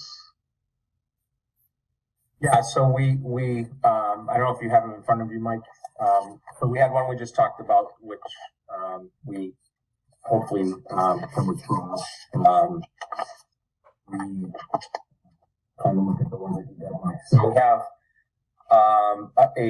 we put in a supplemental, but that's for the special, right, Mike? So we don't talk about that tonight. That's for the special town meeting.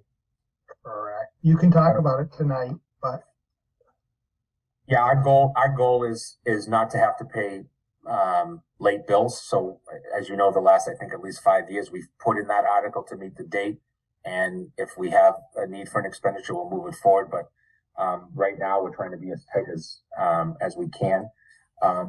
We have moved forward the capital items, but I know that there's a plan coming from Mike and the capital committee that I'm sure will be shared with you folks in the near future. Madam Chair, Joe, sorry if we just pause there for a moment. I know we have a few folks that are joining us from the public and potential candidates for the upcoming election. Just want to check with anybody else if they have any questions about what was been presented on the overall operating budget. First hand to shoot up was Cody Thompson. Thanks, Jack. I just had a quick question on, the potential for the roof replacements or repairs that are going to be needed on the 3 schools. What it would take to investigate something along the lines of leasing out the roof space for like a solar developer, or working with them to turn that into a potential income stream at the same time as covering the costs of replacing the roof. Yeah, yeah. So I can address that directly. So when we brought in Train, we looked at our roofs, not only as they currently were, but if we were to replace them and utilizing solar on those roofs. None of those schools are recommended for solar panels on the roof at this time.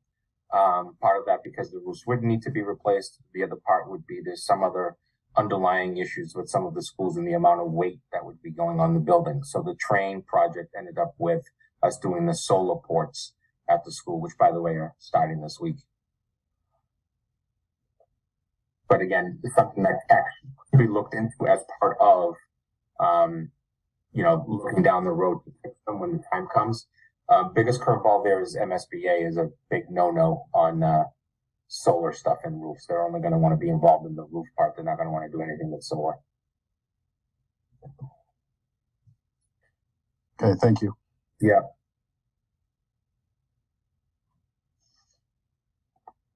All right. I don't see any other hands up, but so with that, Joe, please take us away. Sorry for the interruption. So the first one is department supplemental, and we've put a hold on here. Right now, our biggest issue on this is the number of staff out due to major medical issues. Remember that teachers are collecting, or a staff person, employee of the school department, depending on their issue. So we have some concerns about that. And then the second issue is any of the curveballs that come in the last quarter or the last third of the year, usually the last few months. So that's a hold, and I'm hoping to come back to you with 0 on that. But that's where we were at the time. This is the transfer available funds. So this is the COVID sick leave law. We have potential of employees that were given the opportunity to earn money, especially if they weren't getting paid. And for those of you who don't know this is a kind of a complicated, convoluted concept, but it's $850 for an employee.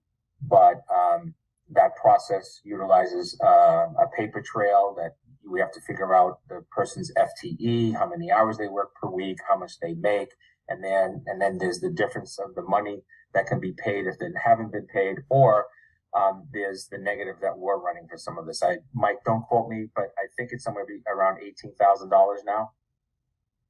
I'll agree with you, but the all-knowing James Puello is on. He can give us the exact number. Yeah. Oh, James is on.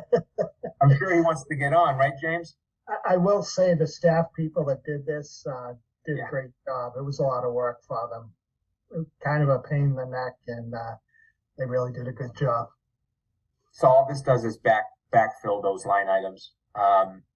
And we were I'm going to guess we probably had the most people take advantage of it because we have the most employees. I don't know, Mike, I defer to Mike on that, but we did have quite a number of people that applied, and it is an incredibly convoluted process to get so little money. But, I think to Zach's point, we're trying to find every little money that we can. All right, I see questions from Cody Thompson and from Renee. So Cody, you go first. Sorry about that. I just forgot to lower my hand. Oh, no problem. Renee, you're up. Thank you. Hey, just seeing COVID-19 in here, are there any opportunities to use ARPA or any other federal funding to pay for this versus having it come out of the budget? I'll defer to Mike, but as I read a lot of things, I think it depends on interpretation and who we talk to is one of the lessons I've learned, but I'll defer to Mike on this. Yeah, I don't think so, because most of the directives say that you can't supplant other funds, as Joe was talking about earlier. So if you get funds from the federal government, you can't use state funds. You can't combine them on the same thing. So I guess then to that point, could we use ARPA to cover for this specifically since it's COVID related? I'm just wondering if I don't remember, right? I remember that it can cover small businesses for leases. I don't remember if we actually talked about actual, what I'll just call payroll to an employee. Yeah, I'm not sure. But it's COVID, so I know that its intent was specifically for COVID. Yeah. Is that something you can follow up on? Yeah. Thank you.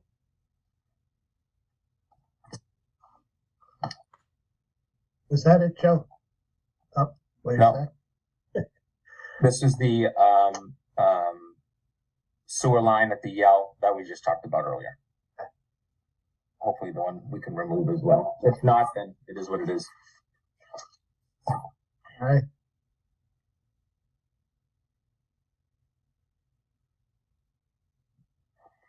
Madam Chair. Go ahead. Through you, Mr. Chair. Mike Units, the four categories what you gave us on the ARPA funds: the public sector revenue loss, public health and economic response, water, sewer, and broadband infrastructure, and premium paid for essential workers. Were those the four qualifications for the ARPA money? Correct. And with the schools, are the schools considered by the state as essential workers? They are, but there's issues there when you start talking about providing essential pay. It's a slippery slope. I got you. Madam Chair, You want to expand Go on ahead, that? Zach. whenever you guys are done. Can I just have Mr. Units expand on that a little bit? Yeah, Just like, Yeah, you can't discriminate or, so if you're gonna provide premium pay, then you're gonna be providing premium pay to a lot of people. okay, but the question was would the schools qualify, right? It wasn't would everybody qualify, and if people qualify, they qualify. I think it was more of are the schools specifically excluded from this? They're not excluded. I'd have to look at what the categories are, premium pay. But I'm sure the problem is if you start off from premium pay, you'll eat up all the money. Right. So, I'm Mike, not suggesting we should. I'm just saying that the question was, Yeah. are they included? So Mike, are you saying like if we provided premium pay for X amount of teachers, we'd have to do it for the other 90%? Correct. Okay.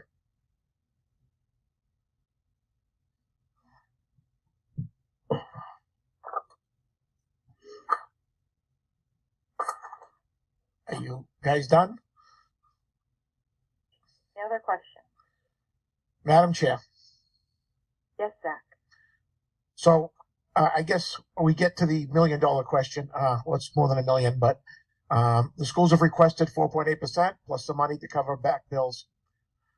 I am going to assume, I don't know either way. I assume there's been discussion between the school department, the town accountant, the town manager, and I know we haven't seen the full budget yet.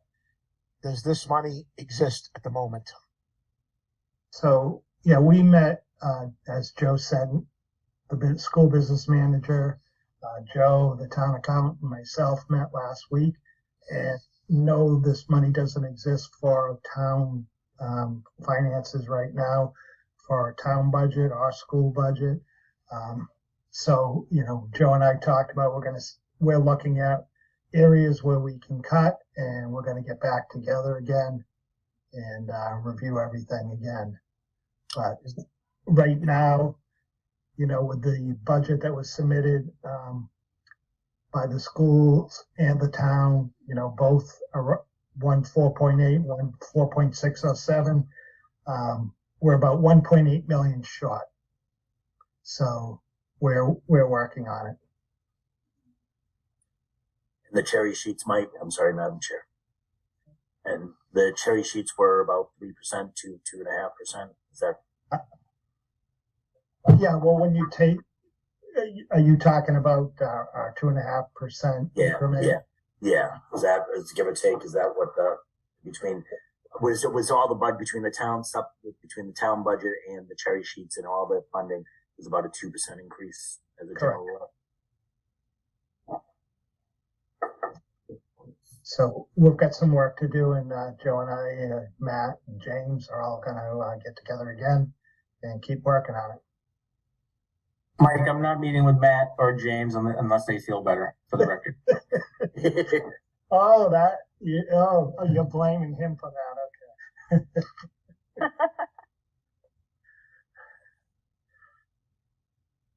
Right. Any other questions? Madam Chair? Yes, Jack. Mike, I apologize. You may have said this. I know we're talking 4.86% or thereabouts for the school budget. Where is the municipal tracking to right now? One.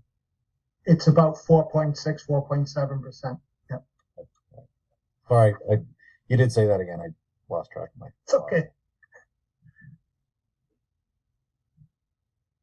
And everyone, I know when Joe sits down with his department heads and I sit down with mine, all their requests are legitimate. It's just unfortunate that we don't have the funds to fulfill them, but we'll work on it to our best. Hey, Mike, can I just ask for clarification? It seems as though we've been, that $1.82 million short for the last so many years, right? Since our last override attempt in 2017. Is that a fair statement? Yeah, every year it's been a challenge. Yeah, it just seems like that's kind of the magic number for this town. It's the, right around 2 million mark that we Yep. seem to fall short. 1.5, yep. Yeah, okay.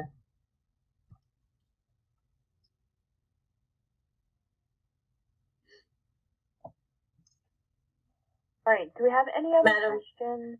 Madam Chair, I just have Go a ahead, quick Paula. clarification. So just a couple of things. So I noticed in the budget, you have about $1 million that's being carried over from last year from school choice funds. So next year, it looks like you wouldn't have a carryover. Is that correct assumption? So it could be The only closer new to fund, 3 million next year. the funding would be only go to the positive with more students coming in. Otherwise, we have to look at any budget that we have and say, you know what, we're not buying computers for the next 2 years. We're going to have to deal with no leases. We're going to have to deal with a different plan of attack on that type of stuff. That would be the next significant option for us to look at. Right. And obviously none of the mandates can be cut. So the cuts would come from general education. Yep. Possibly teachers or. Yep. We would look at every potential area. I've learned after 9 years or 13 years of being a superintendent that I'm going to try to survive another year, if you will, when monies are so not available. One of the biggest things that we really have to do, and I'm not saying this because I don't think our folks are good, but the suburbs of Massachusetts are getting killed with these budgets. And you're one of them, or we're one of them. There's 138 school districts that for at least the last 10 years have been getting $30, $40, $50 a student. 1 year was 100, while a ton of other districts are getting tens upon tens of millions of dollars. So all we're going to do that no one wants to talk to is, and I'll give you an example. We have this new federal program or new state program on how we're going to get more money because of students who have significant issues around, let's just say, ELL. I was in ELL, so I'll talk about something that I know. I want to see if these districts are hiring these teachers and getting these programs for these kids. And I'm working with a third party pact, not as a superintendent, as a private citizen, that's just basically asking if you're getting all this money because you have all these English language learners, because that's what you got the money for. Are you using it? Where is it going? Because I have some serious concerns about the amount of money that's going in certain areas, and yet we continuously see awful scores, continuing dropout rates, and so on and so forth. I mean, we've done it on the back in Norton. The 70 gens on 70 plus ELL students we have been done on the backs of the Norton taxpayers only. You guys have paid for it 100% for the staff that I've had to hire, which has gone from a part-time person to three bodies, which I think equate to 2.8 positions or something like that. So my point is that, if we're getting all this money because your population is changing so much, why are 138 communities being left so far behind? Because I think we're just creating another class eventually. I'll be way gone by then, and my kid will be out of school and all that, but there'll be another group of kids, and that's very, very concerning. I know it's a very idealistic thing to say out loud as a superintendent, but I just don't understand why our elected officials aren't speaking out more around the funding of Chapter 70 for suburban communities and the other areas would be the rural areas of Western Mass. They're getting killed. And you're doing everything that you can. So you're right, Paula. The cliff is coming, and I'm not a good cliff diver. Thank you. Yeah. Madam Chair, Go ahead, Zach. with all that positivity that we've heard, is it worth anything that after this budget season is over and the political season is over here in town and we get back to earth a little bit, that there's a working group between the school committee. There's probably too many people here. A working group between the school committee, the select board, and maybe the FinCom. Pick a couple members each to work through, start looking at next year's budget. I know, because I personally don't like talking about this 1 month, 2 months, 3 months. We need a plan. And it looks like we're going to have at least a $3 million problem next year. Could be more. All this federal money is going to dry up. So is that worth exploring? Does anybody have any interest in that? A small working group? Amy, can I just speak to this? Zach, this is something that we started back when we kind of brought up this whole joint meeting. We did start this, what we called the ad hoc committee. And it was 2 members from each of the boards that we met regularly to do just that. We would talk about some of the problem solving. I think personally for me, and I know Dinesh, you sat on the committee with me. I think it's better if we do regular joint meetings. I think it's important for all of us, the FinCom, Select Board, and the school committee to kind of get together. And, obviously before COVID, we did this more regularly. And I think that we need to get back to doing this. I think we've all lost touch with one another and what everyone's up to. But I think that as the larger committees, it's nicer to kind of jump into somebody's meeting and do stuff like this, that we can all hear the same things and maybe, try to collaborate all together instead of a small group. It just seemed to work better, and that's my opinion when we were doing that's fine by me either way. I just think we need to have a plan, because it's, like I said earlier in my comments, we're going down this track. We know it's at the end. The cliff is there. What are we doing about it? Do we want to wait till next year and say, okay, put 50 in the class, get rid of half your police department, whatever it may be, and clear out the city hall or the town hall? I mean, we have a beautiful new high school. We're going to have a beautiful new field, a beautiful new senior center, a beautiful town hall, and they're going to be empty. We're going to have the crickets will have plenty of space to go around. We won't even afford to turn the lights on. So I think we need some kind of a plan, because, I just don't. It doesn't look rosy to me. I've been saying it for a really long time, and this is kind of why we created this joint meeting, is when we work together. And I think we just saw this happen with the last debt exclusion of getting all 3 projects passed. When we work together, we do way better coming up with solutions, instead of meeting privately and all having things to say, and maybe not always the nicest things to say about other committees. I think we work way better when we are all firing together and working together to move our town forward. Said it for a long time, and I hope we can kind of get back to that.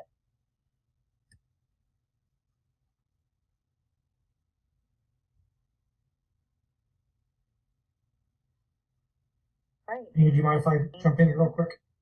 Go right ahead, Dinesh. So, 2 things I want to get on my soapbox as I do every budget season. But before I do that, I just want to address Paula's cliff real quick. So, she's right. We're absolutely kind of coming to the cliff. At the same time, I think from the school committee and Dr. Batter's perspective, we are looking to kind of continue to increase those school choice numbers. And above and beyond that, Joe and I recently have talked very preliminary about maybe getting together and seeing if we can't sit down with some of the charter school parents and trying to see if we can't draw them back. We actually did this once in the past. We decided, let's sit down and see what the deal is, see if we can lower those numbers. It turned out free full day K was the key. And so what we ended up doing was we ended up taking money out of the school choice money and starting free full day K. And guess what? We dropped those numbers. Joe, you could speak to what they were, but it was a significant drop in that. So, and that money, just to be very clear, that doesn't come back to the schools. That goes into the general budget. So, we're definitely, I would say not necessarily have a plan, but we're definitely thinking about how can we increase that revenue. Now, X the increase in revenue, to, I guess, everybody's point here, I say this all the time. I think we're going to have to holistically rethink how we do our budget. I say this all the time. We don't go about this budget the correct way. The idea that we're going to go forward and say, okay, everybody should increase their budget by 2.5% or 3% because that's what we think we're going to get, doesn't make a ton of sense, particularly when we're starting to get to that cliff. We're going to have to, as a town, make some hard decisions. I'm not for a second sitting here saying that the schools are the most important things and we should get all the money. But I'm saying as a town, we're going to have to make some seriously hard decisions. The reality is when you budget for your home, Right now is probably a really good example of this. Gas is going up, everything's going up, food is going up, all these expenses, right? So if all these expenses go up, gas goes up 5% and entertainment goes up 5%, et cetera, and you only have a 2% increase in revenue, you don't say, okay, well, I'll allocate 2% to gas and 2% to entertainment. Something's got to give, right? Entertainment's not as important as gas.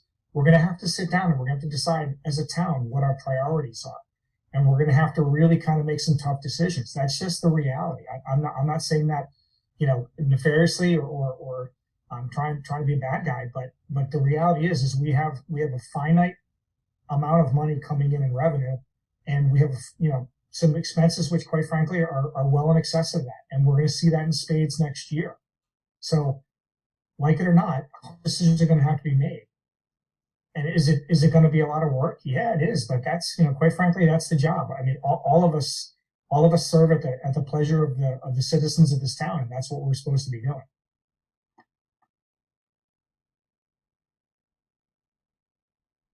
Thanks, Dinesh. All right, Cody's got his hand up. Go ahead, Cody. Sorry, thank you for Madam Chair for recognizing me. I was just wondering, to my knowledge, there are no towns or school districts in the area that offer a gifted and talented program. And if it has been considered in implementing some sort of program along those lines in our town and increasing potential, school choice, children coming into to the district for that. Oh, Cody, that a great question. We did have a discussion a number of years ago. I was probably in my third or fourth year here. We had some discussions about it in our strategic plan, actually creating it. And after a lot of those discussions, what we came down to was a lot of the models that are now available are that we provide to students, but around more of the heterogeneous grouping instead of just grouping students together based on ability and all of that stuff. But it's an area that I have some interest in. It's a complicated area because everybody's child is the number one student. There's a lot of groundwork that you have to do around that. I see Amy laughing because Amy and I have had this discussion. And I know my child isn't the number one student. Don't worry.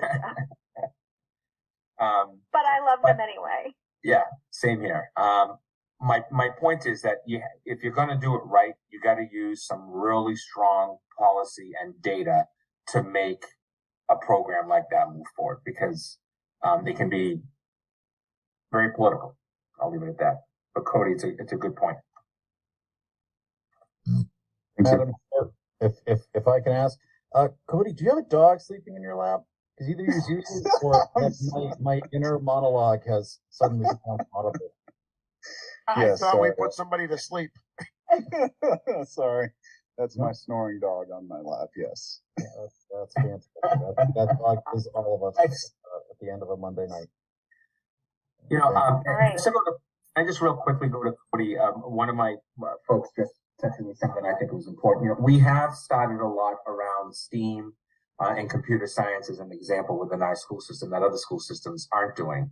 But I think the bigger question with Cody is and those top-notch programs that maybe we should be looking at. We do have a 4-phase program: innovation, college and career, which with our early college, vocational, and alternative. And alternative is not the name we're going to use. We're going to come up with something better. But I presented to the school committee these 4 areas of really targeting ourselves as a school district so that every student that's leaving our district in 12th grade has exactly what they need to move into the other areas, instead of just saying kids need to go to college.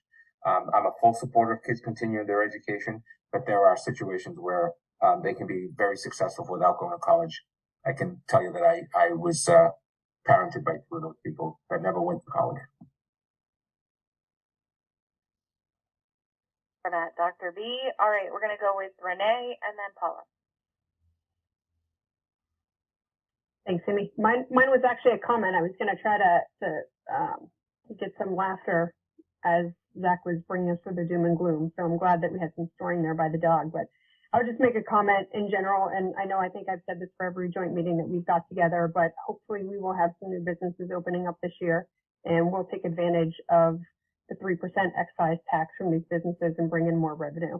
And as part of that, we do have agreements in place where there's additional funding that'll come through to the town, and hopefully we can use that to offset expenses for training, substance abuse, counseling, things like that. So, every little bit will count, but, we're hoping to see at least 2 of those businesses open this year. So hopefully a discussion next year, we'll talk about that. All right, thanks, Renee. Paula. Yes, thank you, Madam Chair. Correct me if I'm wrong, Dr. Beata, but my memory is a little fuzzy from pre-COVID, but I remember it was a meeting right before COVID hit that you were mentioning about some foreign exchange program you were going to be able to get money from for the schools. Am I making that up? Oh, Paula, you are right on. You're spot on. We just had a discussion. I'm laughing because can that come back now that COVID's over? Yeah. Listen, they're going to start knocking on our door because the emails are already coming in. We have some politics here, right? Where students come from, COVID, and so on and so forth. So I have to put together a plan. I don't see it available for September of this year. I still think there's a lot of question marks, but I do see it as something that we want to put on our radar for September of 23. I will also tell you that our students are starting to bicker about traveling, as we were starting to do a lot of with our high school program. So those are areas. And again, there's a lot here, as you know, but we have not forgotten that. Believe me, it was a big project of mine, one that I hope to complete before I'm gone. All right, thank you for that. Dan Sheedy, you're up. Thanks, Amy. Just kind of triggered a thought when we're discussing revenue. Are there any more businesses that are signed on for our approved industrial park? I still only see a couple of businesses. I just don't know if there's any discussions or anything that can be brought up as far as, we talk about future revenue sources. Obviously a business would be falling into play, but I was just kind of seeing if there was any updates on any other businesses coming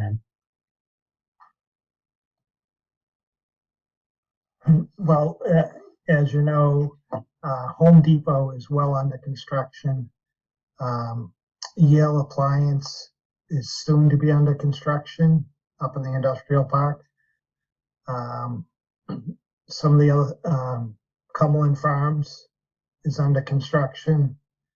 There is as Renee had mentioned, one of the marijuana facilities should be opening within a few months. The building is complete and they need some inspections from the state, and hopefully they'll be up and running in a couple months. And we have a 101 unit apartment complex that's been permitted. I'm not sure when they're going to start that. And there is another 196 Mansfield Ave, another spec warehouse space being planned there. Great. Thanks, Mike. And also, Tasty Bagel is the site of the former Dunkin' on Freeman and West Main Street. Hey, yes. Madam Chair. Go ahead, Kevin. Yeah, just so Dan knows, so in that Blue Star Park is also Pitney Bowes is in there, Wayfair is in there, and Tosca, I believe, is in there as well. Thank you. And Yale Appliance, don't forget about that one coming. Yep.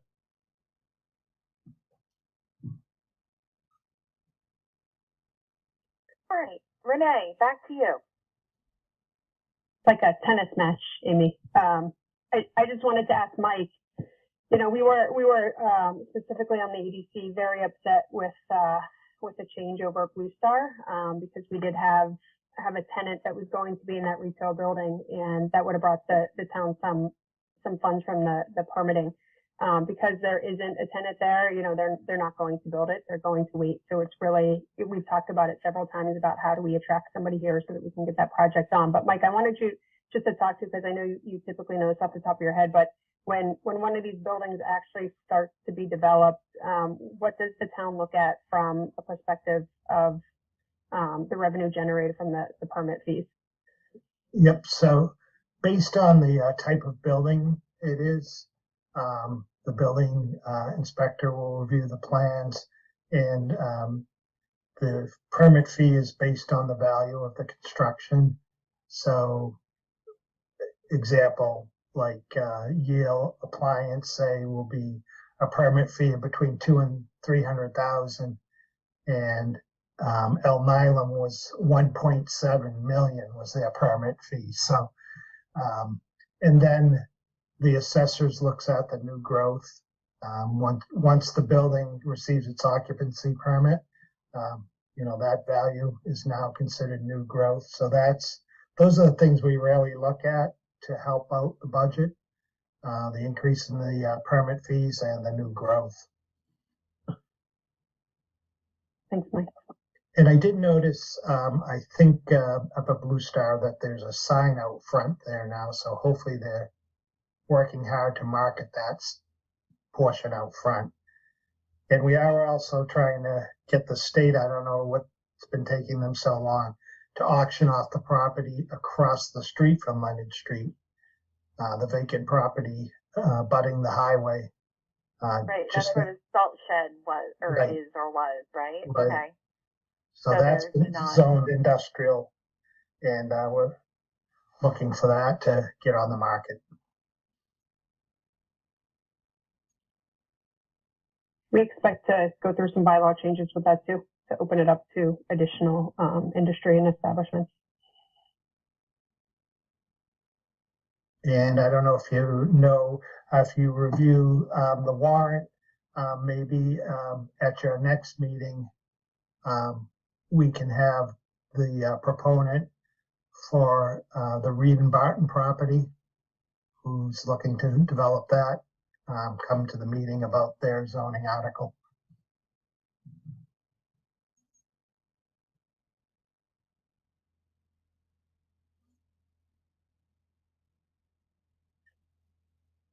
So, Madam Chair, are there any other formal agenda topics this evening, or do we open it up for a quick run through of any questions? I think Sherry mentioned it's the first time in, I think, probably close to a year that our boards have gotten together, and while virtual, it is very nice to see everyone's faces staring back at me.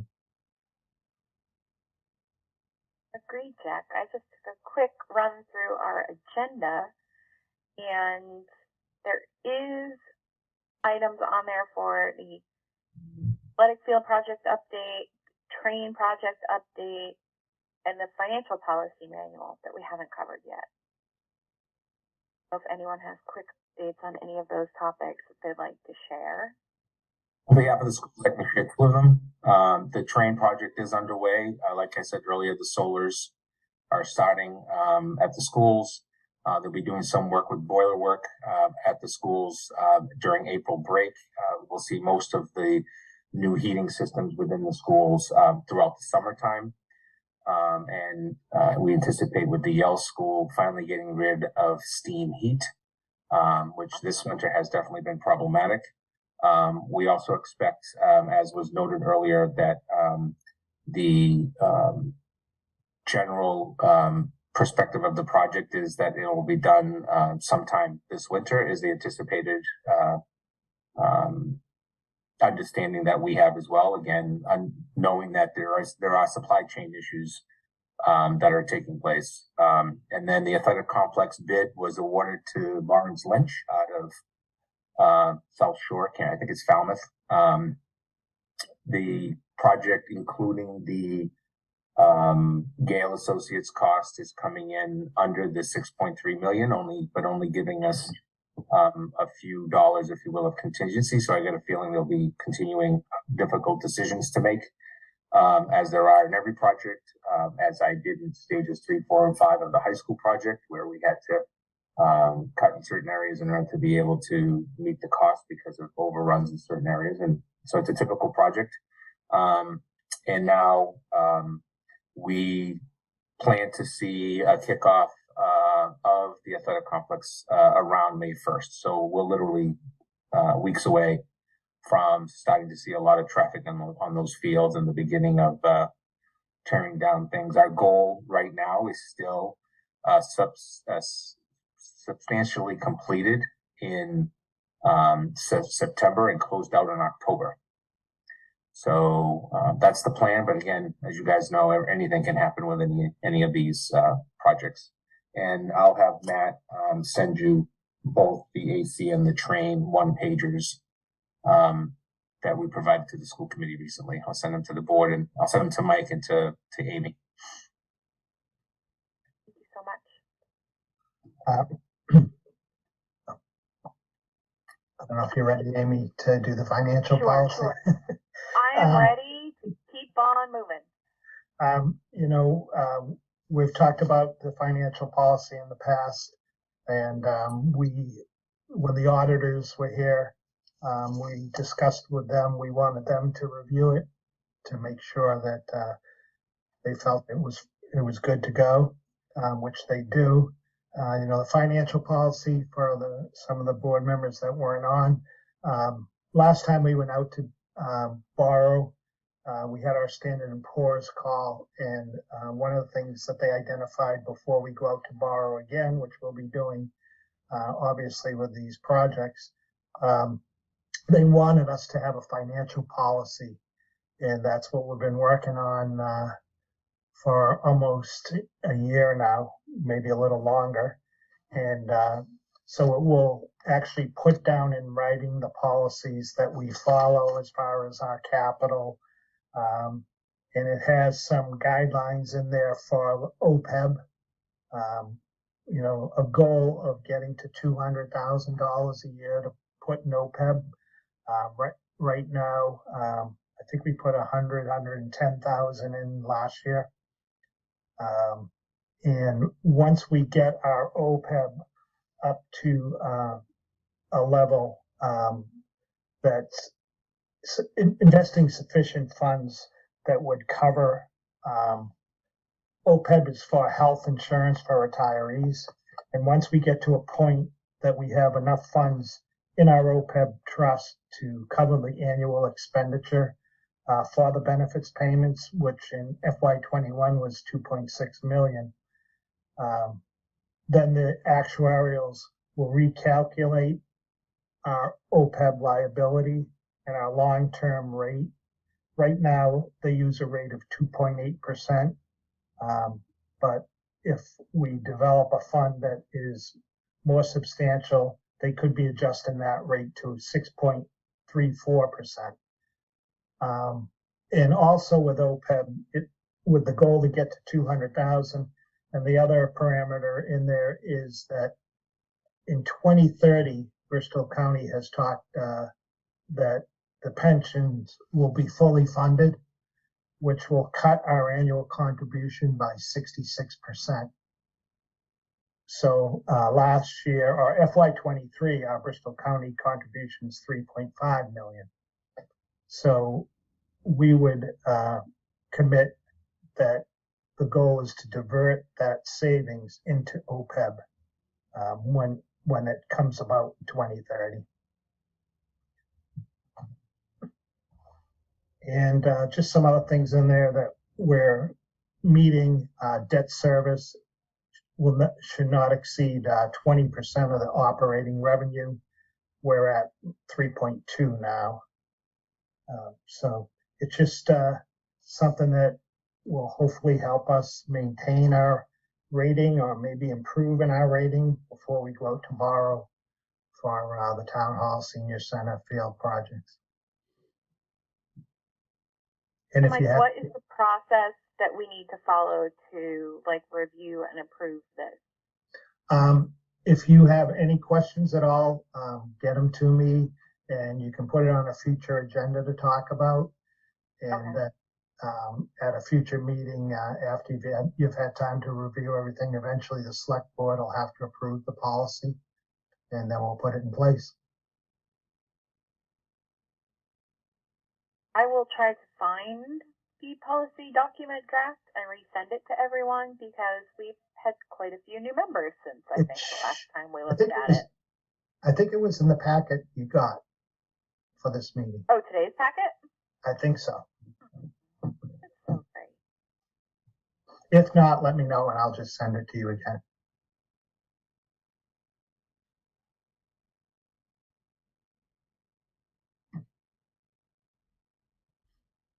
Yeah, Amy, we did receive it on April 7th. Excellent. Oh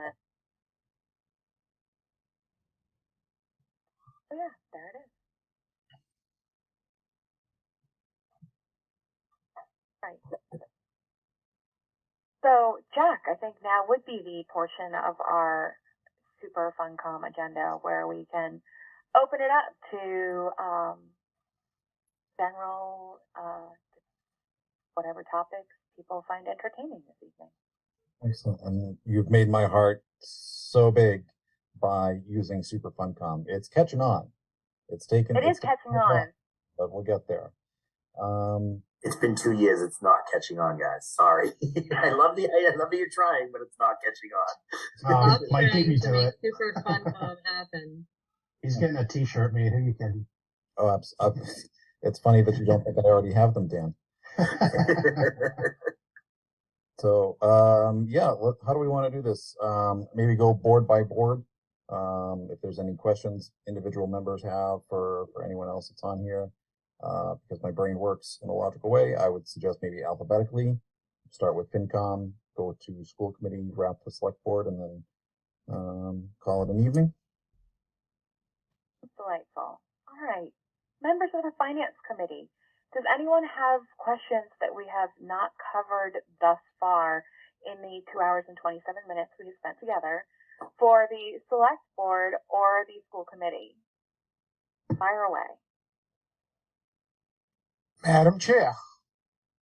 Zach, I know I haven't asked any questions tonight, but this is not a question. This is just a comment. Seeing this is probably the last joint meeting of this season anyway, there is a few people that have decided to move on and not run for re-election of the school committee and select board. And I just want to thank them for their service to the community. It has been it's appreciated for the time that they put in. Here, here. Zach, that's awesome. I agree 100%. You're here indeed.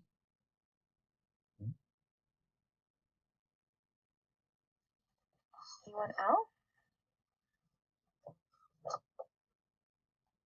All right. I'm very quiet right now. So, Dinesh, I will hand it over to you. Thank you. One thing I did want to mention, I forgot to mention this when I was on my soapbox, and I should have. I think we need to seriously think about splitting out the school committee budget or the school district budget. The mandated piece of it, because we have no control over that, I think it obscures or obfuscates the overall budget that we're putting forward, and it tends to throw people off. Earlier tonight we sat down and we talked about the VOC and the Aggie, et cetera, and they by and large come to us and say, hey, here's what you owe us, pay us now, and we don't really argue it because we don't really have a choice. If we think about the mandated budget kind of in that way, it's essentially the same thing. It's a budget we don't particularly have control over. So, some years back, I want to say it was back in the time of Lincoln Lynch, Joe, we had decided to kind of break these out and present them as two budgets. I don't know that we're really getting the traction we thought we would on that. So I think we probably want to start thinking about presenting two different budgets to the FinCom. One is the mandated, it is what it is. It's kind of like the VOC. And then there's the general education budget.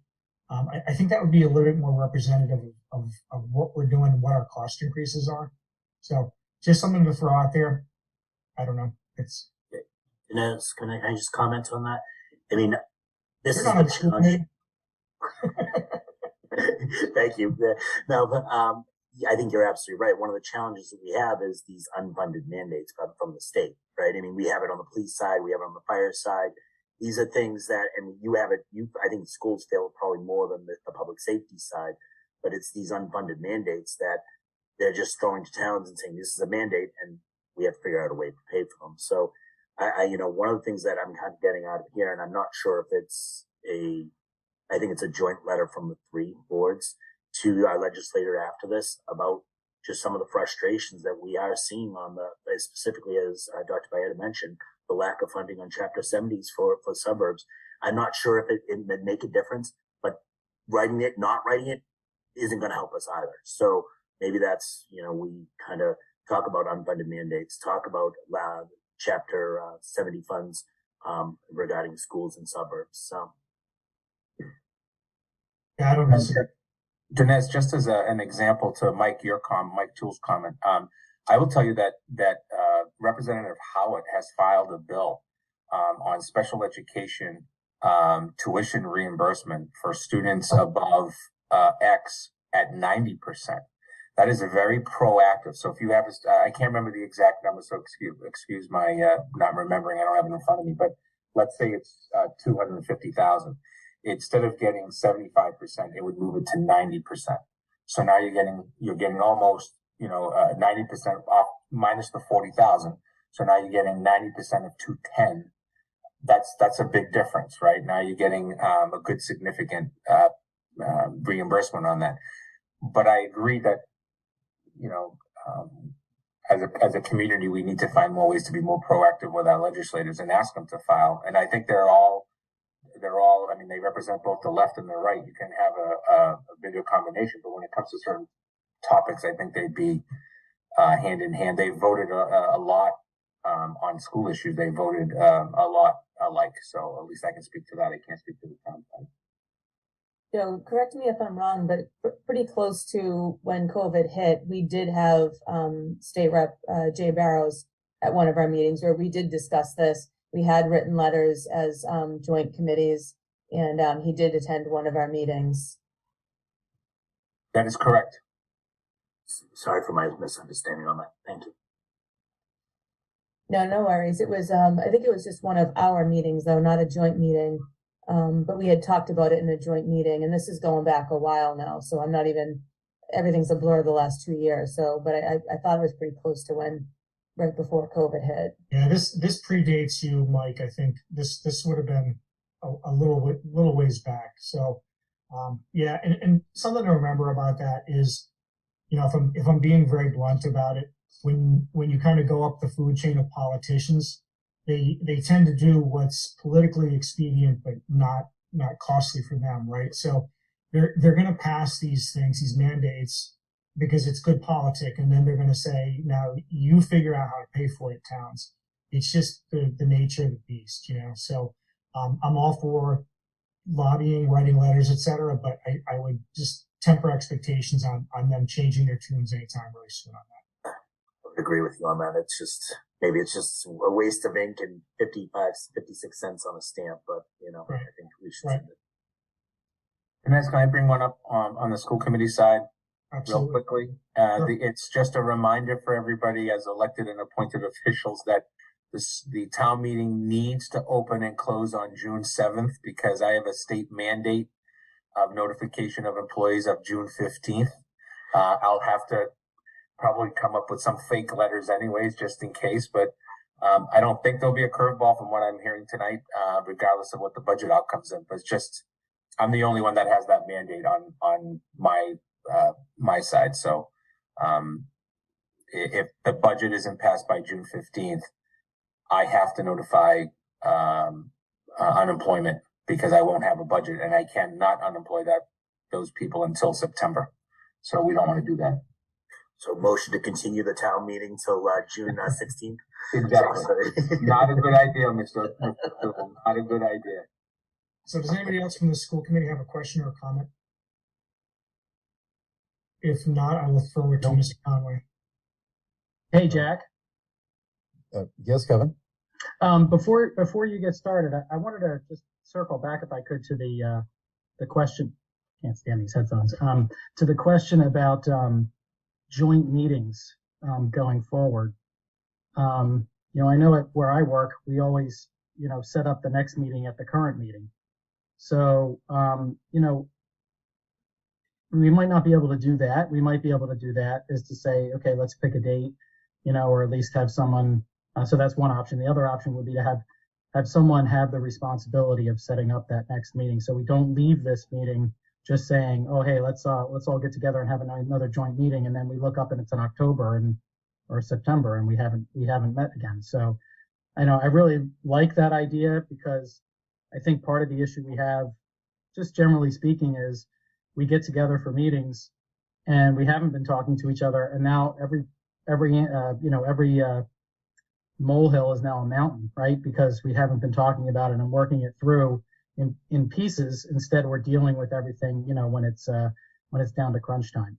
So I just wanted to throw that out there as an option to have, one of the chairs or someone, have the responsibility of setting up another joint meeting with us, or getting it on the calendar now. So I'm sorry I'm a little late with that comment, but honestly, it just dawned on me about 5 minutes ago. So Kevin, typically in the past, I'm kind of the one that starts that dialogue because, my type A personality takes over. Sorry to all of you. But so typically what happens is we try to work with the chairs to get a few dates out there because it's just too hard to do. We have done it when we're in person. We've set up the next meeting and we were trying to do quarterly at one point, which seemed to really work well. So I can certainly take that on and be the one to start communicating for our next meeting. And hopefully at that time, we'll all be able to meet in person. I know we talked potentially about this meeting being in person at one of the schools. So we can look to do that probably after town meeting at this point, I would think, if everyone agrees with that. Yeah, I agree, Sherry. I think quarterly makes a lot of sense. And I am ever so jealous of the school committee's ability to lay out the majority of their meeting calendar at one time and then come pretty close to sticking to it, as opposed to our select board meetings, which sort of hopscotch their way around both in days of the week and duration and week intervals. So very jealous there. Thanks, everybody. I just found from Western Massachusetts News that Ludlow has field parents. Sorry, Peter. We're just trying to close this out. And take it over for the select board. Any questions, final comments before we bring this ship in for a landing? I think Dinesh gets like 10 minutes after my little spiel, so he can take over. I'll yield my time to him. Thank you. I got nothing. I'm out. All right. Hey, Jack. Go ahead, Renee. No, Christine, please. So I just wanted to say on my behalf, I apologize that there's like a rift between like all the committees, or there was a rift in the past. I grew up in the town and I only, saw it through the school side. I never understood that there was something going on. But so I apologize, and I hope for my 2 years that I have on the select board that we can not have any more heated battles in person, in conversation. I do love this. I hope this does become quarterly or more if needed. So I hope we can continue on with some fluency.